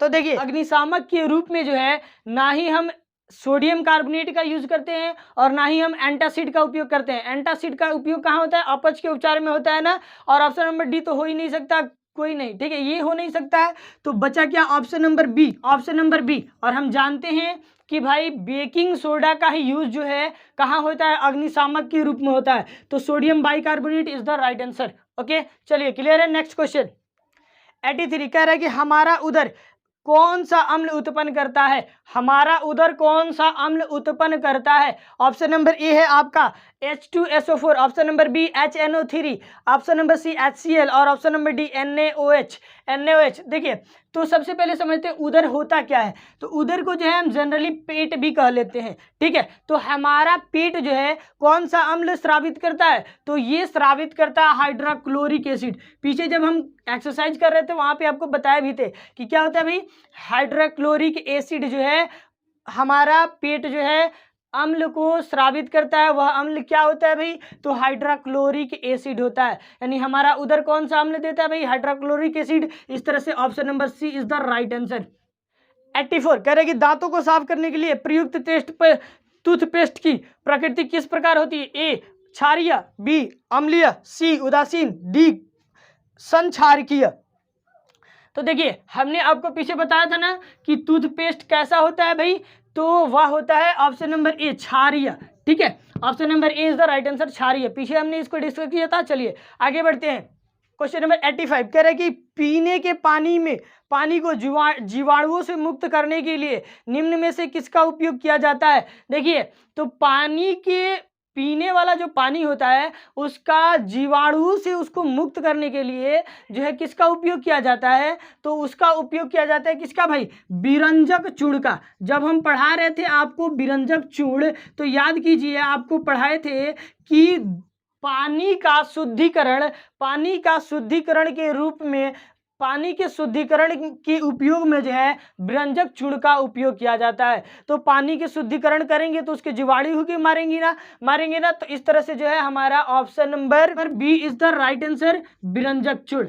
ठीक है, विरंजक चूर्ण का उपयोग किया जाता है। नेक्स्ट क्वेश्चन नंबर 86 कह रहा है कि सांद्र H2SO4 के बीच को, सांद्र H2SO4 को जल में मिलाने पे क्या होगा। तो देखिए जल में मिलाने पे क्या होगा, ऑप्शन को पढ़ते हैं। ऊष्मा अवशोषित होगी, ऊष्मा उत्सर्जित होगी, ऑप्शन नंबर सी कोई परिवर्तन नहीं होगा, ऑप्शन नंबर डी इनमें से कोई नहीं, सॉरी ऑप्शन नंबर डी विलयन गाढ़ा हो जाता है। ठीक है, तो देखिए असल है कि इसमें जो है कि जब हम H2SO4 को जल में मिलाएंगे, H2SO4 क्या है हमारा, तो ये है हमारा एक अम्ल, और अम्ल को जब हम जल में मिलाते हैं तो हमने आपको बताया था कि उसमें भारी मात्रा में क्या होता है, ऊष्मा उत्पन्न होती है जब अम्ल और जल एक दूसरे के साथ मिलते हैं। ठीक है, एक दूसरे के साथ मिलते हैं तो क्या होता है, भारी मात्रा में ऊष्मा निकलती है। तो मीन्स कि क्या हो जाएगा, ऑप्शन नंबर बी जो है इसका राइट आंसर हो जाएगा, ये ऊष्मा को उत्सर्जित करेगा।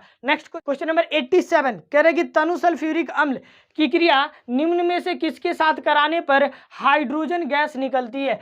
तो ऑप्शन नंबर ए है आपका जिंक, ऑप्शन नंबर बी है मैग्नीशियम, ऑप्शन नंबर ई है iron, sorry option number C है आयरन, और ऑप्शन नंबर डी है सभी। तो देखिए सभी जो है मैग्नीशियम कहें, जिंक कहें या आयरन कहें, ये तीनों क्या है, धातु हैं, और हम जानते हैं अम्ल धातु से अभिक्रिया करके क्या करता है, हाइड्रोजन गैस देता है। तो इस तरह से option number D is the right answer, सभी।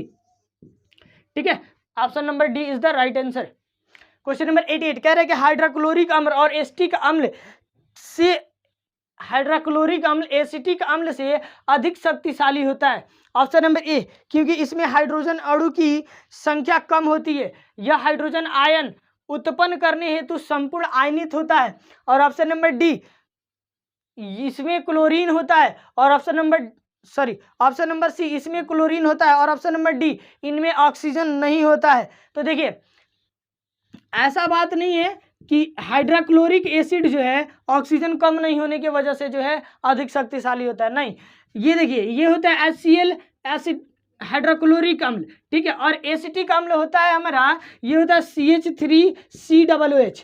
ठीक है, तो देखिए असल है कि जब हम जल में इसको मिलाते हैं तो ये जो है अच्छी तरह से जो है उसमें हाइड्रोजन आयन देने के लिए जो है अच्छे तरह से क्या होता है, विघटित हो जाता है, से जो है अच्छे ढंग से जो है आयनित होता है। क्या होता है भाई, आयनित होता है। तो इस तरह से जो है हमारा हो जाएगा क्या, option number B is the right answer, option number B is the right answer. Hydrochloric acid जो है क्यों अधिक शक्तिशाली होता है, क्योंकि ये हाइड्रोजन आयन देने के लिए ये संपूर्ण ढंग से आयनित हो जाता है। नंबर 89 जो लवण अम्लीय हाइड्रोजन परमाणु आयन से मुक्त रहते हैं कहलाते हैं। देखिए जो लवण अम्लीय हाइड्रोजन परमाणु से मुक्त होते हैं, तो हाइड्रोजन परमाणु से पीछे हमने बताया था आपको ना, एक जगह पे याद कीजिए था NaHCO3 जो कि सामान्य लवण नहीं था, ऐसा हमने बताया था आपको। क्यों, क्योंकि ये सामान्य लवण क्यों नहीं है, क्योंकि ये हाइड्रोजन से मुक्त नहीं है। इसमें क्या है भाई, हाइड्रोजन है ना, तो इसलिए जो है ये हाइड्रोजन से मुक्त नहीं है। और जो लवण हाइड्रोजन से मुक्त नहीं होता है उसे हम सामान्य लवण नहीं कह सकते हैं। अर्थात कि ये क्वेश्चन हमसे पूछा है कि जो लवण हाइड्रोजन परमाणु आयन से मुक्त होते हैं उसे क्या कहते हैं। ऑप्शन नंबर ए सामान्य लवण, ऑप्शन नंबर बी अम्ल लवण, option number option number C भस्म लवण, ऑप्शन नंबर डी मिश्रित लवण। तो देखिए इसका क्या हो जाएगा आंसर, इसका आंसर हो जाएगा सामान्य लवण। क्या हो जाएगा भाई, सामान्य लवण। इस तरह से ऑप्शन नंबर क्या हो जाएगा, A is the right answer, option number A is the right answer. Okay ठीक है, तो ये हाइड्रोजन आयन से जो है मुक्त नहीं होते हैं, वह क्या होते हैं, हमारा सामान्य लवण नहीं होते। तो अब क्लियर है कि वह सामान्य लवण क्यों नहीं था। चलिए नेक्स्ट, चलिए क्वेश्चन नंबर 90 कह रहा है कि जल में सामान्य लवण, जल में सामान्य लवण NaCl, जल में सामान्य लवण NaCl के घोल में रहता है। तो NaCl के घोल में क्या रहता है, ऑप्शन नंबर ए है आपका, कह रहा है कि सोडियम एवं क्लोरीन के प्राकृतिक अणु, सोडियम एवं क्लोरीन के प्राकृतिक अणु। ऑप्शन नंबर बी सोडियम के ऋण आयन और क्लोरीन के धन आयन। ऑप्शन नंबर सी सोडियम के धन आयन और क्लोरीन के ऋण आयन। और option number D sodium chloride के अणु। ठीक है, तो देखिए इसमें क्या होगा ना कि ये सोडियम किससे किससे बना है, Na+ और Cl- से बना है, आपको पता है ना। तो इसमें क्या हो गया भाई, तो सोडियम का धन आयन हो रहा है ना और क्लोरीन का ऋण आयन हो रहा है। तो इस तरह से जो है इसका ऑप्शन नंबर सी जो है राइट आंसर होगा, जिसमें जो है सोडियम का धन आयन होगा और क्लोरीन का ऋण आयन होगा। क्लियर है। चलिए नेक्स्ट क्वेश्चन देखते हैं। देखिए ढंग से पढ़ाई कीजिए, सिलेबस पे पकड़ रखिए, किताबों को अध्ययन करते रहिए। देखिए एक भी क्वेश्चन नहीं मिलेगा जो नहीं होगा। हालांकि ये जो क्वेश्चन हम करा रहे हैं ये आपके एग्जाम ऑफ व्यू से बहुत ही ज़्यादा इंपॉर्टेंट है। ठीक है, 100 क्वेश्चन का एक बंडल जो एक ही क्लास में आपको पूरा कराया जाएगा। पैसेंस रखिए, मात्र 10 क्वेश्चन और हमारे पास बचे हुए हैं, उसके बाद लेंगे हम आपसे विदा। आइए नेक्स्ट क्वेश्चन देखते हैं। क्वेश्चन नंबर 91 कह रहे हाइड्रोजन अम्ल, हाइड्रोजन सभी अम्लों का एक आवश्यक अवयव है, इसे सर्वप्रथम कहा था किसने भाई। तो इसने हाइड्रोजन जो है सभी तत्व का जो है एक आवश्यक अवयव है, इसको सबसे पहले जो है ये ऑप्शन नंबर ए जो है कि हमारा डेवी, ये डेवी जी ने हमें बताया था। क्या डेवी क्या है, ये साइंटिस्ट का नाम है भाई। तो ये जो है इन्होंने हमें बताया था कि हाइड्रोजन आयन जो है, सॉरी हाइड्रोजन जो है सभी तत्वों का एक आवश्यक अवयव होता है, सभी चीजों में जो है हाइड्रोजन आयन पाया जाता है। ये सर्वप्रथम जो है हमें किसने बताया था, डेवी ने बताया था। क्लियर है। चलिए नेक्स्ट क्वेश्चन, जो भी क्वेश्चन है बहुत ही इंपॉर्टेंट क्वेश्चन है, ध्यान से देखिएगा। क्वेश्चन नंबर 92 हाइड्रोजन आयन की सांद्रता मापने की विधि किस वैज्ञानिक ने दी थी। चलिए इसको किस वैज्ञानिक ने दी थी, रॉबर्ट हुक, सेल का खोज किया था ना, ये तो इसमें आ ही नहीं सकते हैं। सोरेसन सोरेसन सोरे Sorensen Sorensen, option number B Sorensen, option number C Brown और option number D James Chadwick. तो आप याद रखोगे कि हाइड्रोजन आयन की सांद्रता को मापने के लिए जो है ऑप्शन नंबर बी सोरेसन जो सोरेनसन सोरेनसन जी ने जो है हमें सबसे पहले नियम दिया था। याद रखिएगा option number B is the right answer, Sorensen. Okay next question number 93 कह रहा है एसिड शब्द की उत्पत्ति लैटिन शब्द किससे हुई है। ठीक है, तो ऑप्शन नंबर ए है एसियर से हुई है, ऑप्शन नंबर बी एल्काली से हुई है, एल्काली से हुई है, ऑप्शन नंबर सी सावर से हुई है और ऑप्शन नंबर डी इनमें से कोई नहीं। देखिए तो इसका राइट आंसर हो जाएगा ऑप्शन नंबर ए एसियर। एसियर से जो है एसिड शब्द की उत्पत्ति हुई है और एसियर का मतलब होता है ना खट्टा। क्या होता है भाई, लैटिन नाम, लैटिन वर्ड है एसियर। एसियर से जो है एसिड की खोज हुई है और एसिड को जो है हम एसियर को हम क्या कहते हैं सामान्य भाषा में, तो ये इसका अर्थ होता है खट्टा, यानी कि खट्टे चीज को जो हम क्या कहते हैं, एसिड कहते हैं। इस तरह से जो है एसिड की उत्पत्ति लैटिन शब्द एसियर से हुई है। ठीक है, याद रखेंगे एसियर से जो है लैटिन शब्द एसियर से जो है एसिड की उत्पत्ति हुई है। नेक्स्ट 24 गोल्ड को घोलने के लिए निम्न में से किसका उपयोग किया जाता है। ऑप्शन नंबर ए है hydrochloric acid, option number B sulphuric acid, option number C nitric acid यानी कि नाइट्रिक अम्ल और option number D aqua regia. तो देखिए किसी भी अम्ल का उपयोग नहीं किया जाता है, क्योंकि गोल्ड पे अगर हम अम्ल डालेंगे तो उसे वो संक्षारित कर देगा। ठीक है, तो इसलिए इसमें जो है एक्वा रेजिया का उपयोग किया जाता है, एक्वा रेजिया का उपयोग किया जाता है। ठीक है, तो गोल्ड को जो है घोलने के लिए जो है, गोल्ड सोने को जो है घोलने के लिए जो है एक्वा रेजिया का उपयोग किया जाता है। मीन्स की option number D is the right answer, याद रहेगा। क्वेश्चन नंबर 95 करेगी अमोनिया क्लोराइड, अमोनिया क्लोराइड का जलीय विलयन होता है, अमोनिया क्लोराइड का जलीय विलयन होता है, वो होता है हमारा ऑप्शन नंबर ए अम्लीय, ऑप्शन नंबर बी क्षारीय, और ऑप्शन नंबर सी उदासीन, और ऑप्शन नंबर डी रंगहीन। याद रखिएगा कि अमोनियम क्लोराइड का जो है जलीय विलयन होता है हमारा क्षारीय प्रकृति की, किसकी भाई, तो क्षारीय प्रकृति का होता है। इस तरह से option number B is the right answer, option number B is the right answer. Copper sulphate का जलीय घोल प्रकृति में अम्लीय होता है, क्योंकि लवण में होता है। देखिए कॉपर सल्फेट का अम्लीय विलयन जलीय घोल जो है वह क्या होता है, अम्लीय होता है, क्योंकि जो है लवण जो है लवण में होता है। क्या होता है भाई, तो ऑप्शन नंबर ए है आपका इलेक्ट्रोलाइसिस, ऑप्शन नंबर बी है आपका डायलिसिस, और ऑप्शन नंबर सी है फोटोलाइसिस, और ऑप्शन नंबर डी है हाइड्रोलाइसिस। ठीक है, तो याद रखिएगा कि लवण जो है कॉपर सल्फेट का जलीय घोल की प्रकृति जो है अम्लीय होती है, लेकिन क्योंकि लवण में होता है। देखिए कॉपर सल्फेट जनरली क्या है, CuSO4, ये लवण होता है, लेकिन इसकी अम्लीय प्रकृति होती है, क्योंकि इसमें जो है क्या होता है, हाइड्रोलाइसिस होता है। क्या होता है भाई, हाइड्रोलाइसिस, इसमें क्या होता है, हाइड्रोलाइसिस होता है। मीन्स की option number D is the right answer. याद रहेगा कि कॉपर सल्फेट जो है अम्लीय प्रकृति की होता है, परंतु जो है क्योंकि इस लवण में जो है क्या होता है भाई, हाइड्रोलाइसिस होता है। ओके, नेक्स्ट क्वेश्चन 97 है कि सोडियम क्लोराइड के जलीय विलयन में विद्युत धारा प्रवाहित किया जाता है तो कैथोड पे कौन सी गैस प्राप्त होती है। ऑप्शन है आपका hydrogen gas, option number B है chlorine gas, option number C है ऑक्सीजन गैस, और ऑप्शन नंबर डी है नाइट्रोजन गैस। चलिए तो इसको थोड़ा सा समझते हैं। थोड़ा सा देखिएगा, कहा है कि जलीय विलयन। ठीक है, तो देखिए अगर हम कहें तो ये हमने बीकर लिया, एक बर्तन लिया, इसमें हमने NaCl का जो है यानी जलीय विलयन ले लिया। किसका भाई, जलीय विलयन, तो NaCl का जो है जलीय विलयन हमने ले लिया। ठीक है, अब इसमें क्या करते हैं कि एक इलेक्ट्रिक सर्किट बनाते हैं और एक तरफ कैथोड लगाते हैं, एक तरफ एनोड लगाते हैं, और उसके बाद जो है हम क्या करते हैं, इसमें जो है विद्युत धारा को प्रवाहित कर देते हैं। ठीक है, तो मैंने यहाँ पे सेल लगाया और विद्युत धारा को इसमें प्रवाहित किया। ठीक है, ये है आपका कैथोड जो होता है पॉजिटिव चार्ज, और ये होता है हमारा एनोड जो कि होता है हमारा निगेटिव चार्ज। ठीक है, तो अगर ये NaCl का जलीय विलयन है, ठीक है, तो यहाँ पे जो है कैथोड पे आपको प्राप्त होता है हाइड्रोजन गैस। याद रखिएगा क्या प्राप्त होता है, हाइड्रोजन गैस। जलीय विलयन किसका भाई, NaCl का जलीय विलयन, जलीय विलयन के लिए बात हो रहा है। ठीक है, जलीय विलयन के लिए बात ध्यान से समझ के रखिएगा। ठीक है, इस क्वेश्चन में 4 क्वेश्चन छिपे हुए, मैं इसी टाइप पे जो है इसी बात पे जो है 4 क्वेश्चन आपको समझा रहा हूँ। देखिए यहाँ पे जो है जलीय विलयन के लिए बात हो रहा है। ठीक है, NaCl का जलीय विलयन है, इसमें जो है कैथोड पे क्या प्राप्त होगा आपको, हाइड्रोजन गैस। ठीक है, और दूसरा मैं बताऊं तो एनोड पे जो है आपको प्राप्त होगा क्लोरीन गैस। ठीक है, क्या प्राप्त होगा भाई, Cl2 क्लोरीन गैस। क्लियर है।